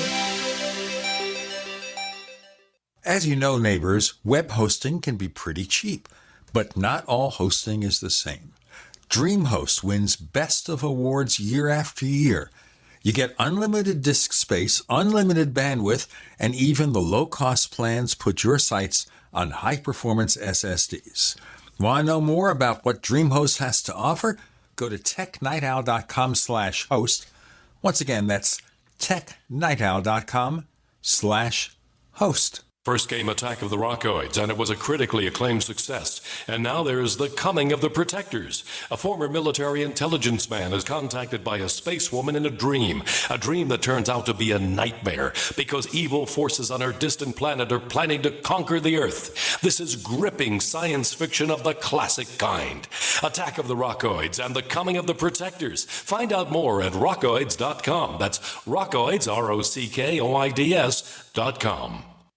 This is Dan Pilla. Do you owe the IRS money you can't pay? Are tax debts crippling you? I've defended people from the IRS for over 30 years. I've helped thousands, and I can help you too. I wrote the book on IRS settlement, and I'm telling you, there's no such thing as a hopeless case. Call 800-34-NO-TAX to finally get free of IRS debt. With the IRS's new programs, there's never been a better time to solve your problem. Call 800-34-NO-TAX. That's 800-34-NO-TAX, or my website, danpilla.com.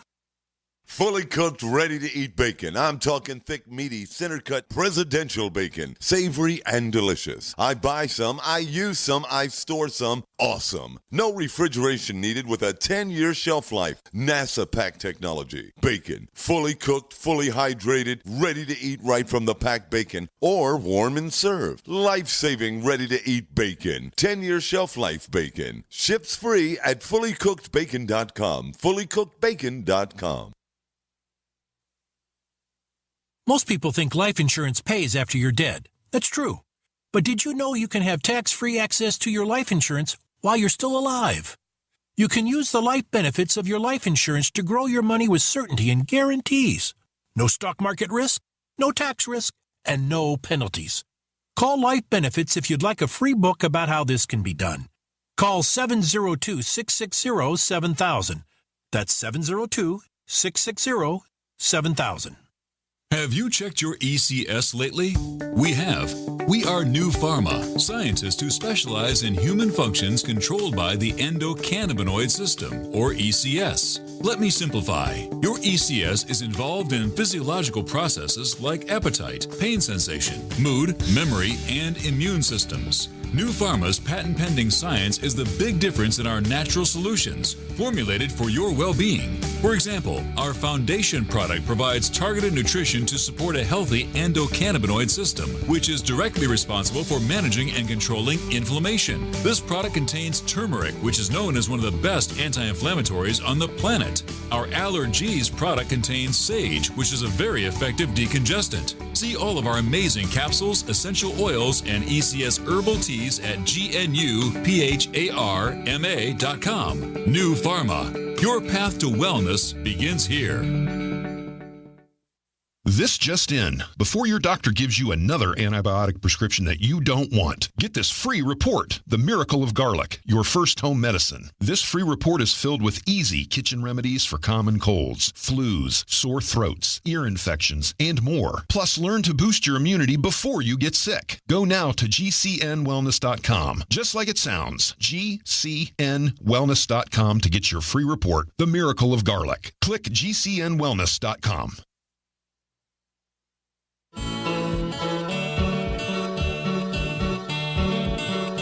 This is Micah Hanks of the Gralien Report, and you're listening to the Paracast, the gold standard of paranormal radio.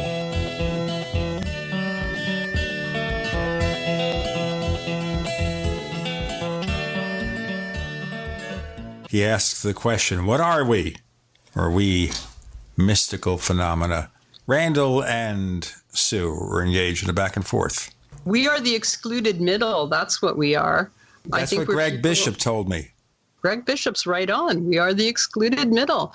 And I do believe that, yes, if you're going to be examining this, you should apply critical thinking to it.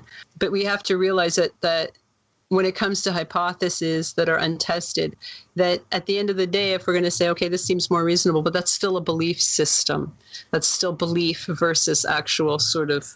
And that is where critical thinking comes in. And then there is a lot that has to go to it, especially when you're dealing with the witnesses. You have to sort of sort that wheat from the chaff. Yes, because there are people, they exaggerate or they add things on or they other things. Like, it's such a complex thing. And at the end of the day, could this be spaceships? Maybe. I'm not willing to throw that baby out with the bathwater, but I'm saying that has been the predominant thinking over 50 years, and it really has got us nowhere at this point. Maybe it has inspired technology. That's something to consider, because as we're seeing these spaceships, it is inspiring to people. It's inspired science fiction. It's probably inspired technology as well, and these aviation engineers. I wouldn't be surprised if that's the case. It's a hypothesis. And the one thing that I had some personal correspondence with Dr. Jacques Vallée, and the one thing he imparted on me is that hypothesis is very good, and guesses, even wild. You can wildly speculate. That's all very good, as long as you realize at the end of the day, that is all it is. It is a guess. I don't think that's accurate. I'm sorry. I think that when you're dealing with critical thinking, you're not necessarily beginning with a hypothesis.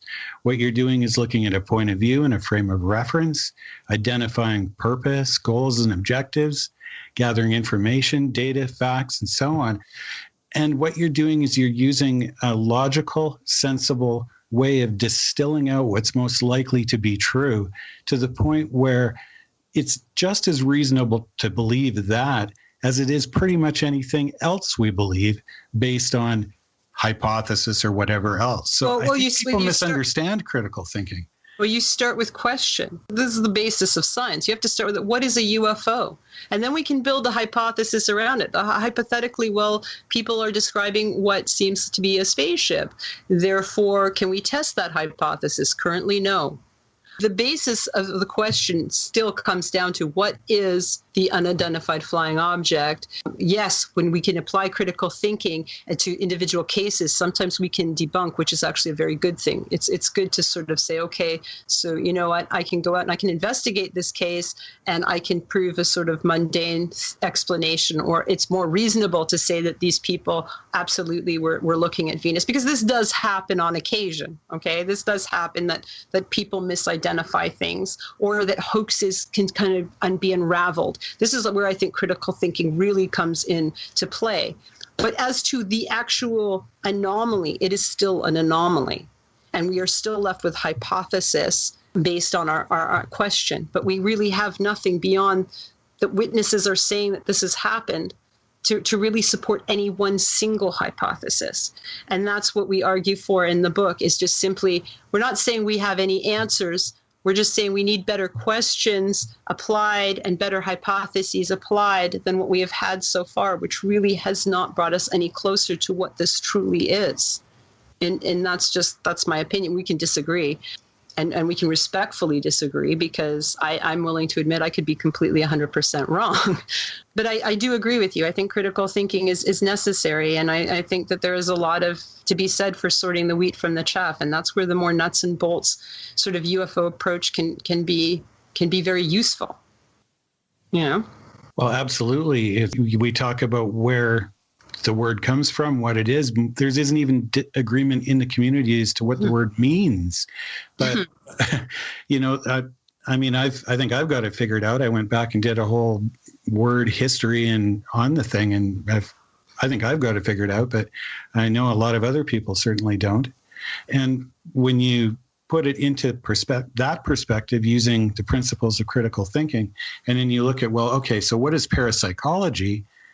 That's something that sort of people think can't be explained by known psychological scientific principles like extrasensory perception or telepathy or what have you.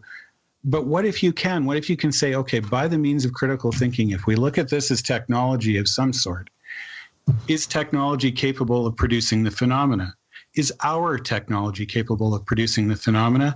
And if our technology is capable of producing the phenomena, or at least has a reasonable chance of producing it, why would we think it's not something technological? And why would we think it's something not technological? Right. Yes, because this phenomena has been occurring in various forms. Like if you want to go back into history and you want to take the idea that people were seeing these things centuries ago, maybe they were describing them differently, but the exact same experience is being described by the witness, then certainly, there's no evidence for that back then as far as it being human involvement. As far as it being interstellar travel, well, we haven't done that. We have zero evidence that there is any life other than ours at this point. As much as we desire there to be, there really is zero evidence for that. Well, we know it's possible. I mean, SETI is something completely different than ufology. SETI still has not produced any sort of evidence, and that's something that has to be considered as well. Everything that we have points to the fact that human beings on planet Earth experience this. So if we're going to go with critical thinking and logic, then that would denote that this is an Earth-based phenomena. See, astrophysicists, and I have asked astrophysicists this, are not saying that they're seeing this beyond our solar system or even within our solar system. I mean, this is something that people experience right here on Earth. And usually, and sometimes in the really best cases, the ones that produce the most interesting sort of evidence tend to be at close range. So they're not even really that high up in the, it's not like they're way up there with the cruising altitude that we see our aircraft. They're much closer. At least they're perceived that way. Sure, we see a lot of them here, but that's just because we are here. We also know, if the insiders can be believed, that they've been tracked coming into Earth from outside the atmosphere. I mean, simply because we see them here, we see comets here too. We see shooting stars here too. Do we say, well, that's an Earth-based phenomena because a shooting star is here, or we find a meteor on the ground? But we can measure the comet, and we have done so in space. We have no evidence to suggest that the UFO is in space. If this person knows this, then they have to produce the evidence, and that evidence has to be made available to other scientists to examine. When I ask you if you had, maybe later today, Sue, another half hour or 35 minutes, we can continue this on our supplementary show after the Paracast. Is that possible? Sure. I think that would be fun. I have make a tea, though, first. For those who want to know more about what you do, where do they go? They can look at my website, which is at susanstclair.com, and that gives links to other places that I have contributed to, some background information on myself and my research interests, my blog and other things, and social media. So susanstclair.com. We'll have it linked at theparacast.com. Thank Randall, you. Thank you so much. Where's your site located? Oh, that's at UFOpages.com for the Ufology Society International. And looking forward to the After the Paracast. We've got a question from Blowfish here. We'll get in there. And sorry we didn't get it in on the main show, but it's coming up. You can find us on Twitter if you look for the Paracast. Look for 2 Paracast fan clubs on Facebook. And subscribe to After the Paracast by getting the Paracast Plus. That way you'll be able to hear the rest of the show, because we got so much more to talk about with Susan Demeter-St. Clair. We also provide an ad-free version of this show, free of network ads, better quality audio, other special features, access to the first 2 episodes of Haunted with Paul Kimball, and Holly Stevens. But you have to write to him from our forum and request a special password to do it. To learn more about the Paracast Plus, go to plus.theparacast.com, plus.theparacast.com. Susan, thanks for joining us on the Paracast. Thank you both so much. It was wonderful to talk with you both, and I always feel really good afterwards and getting different ideas going and thoughts. I really appreciate it. Thank you for having me on.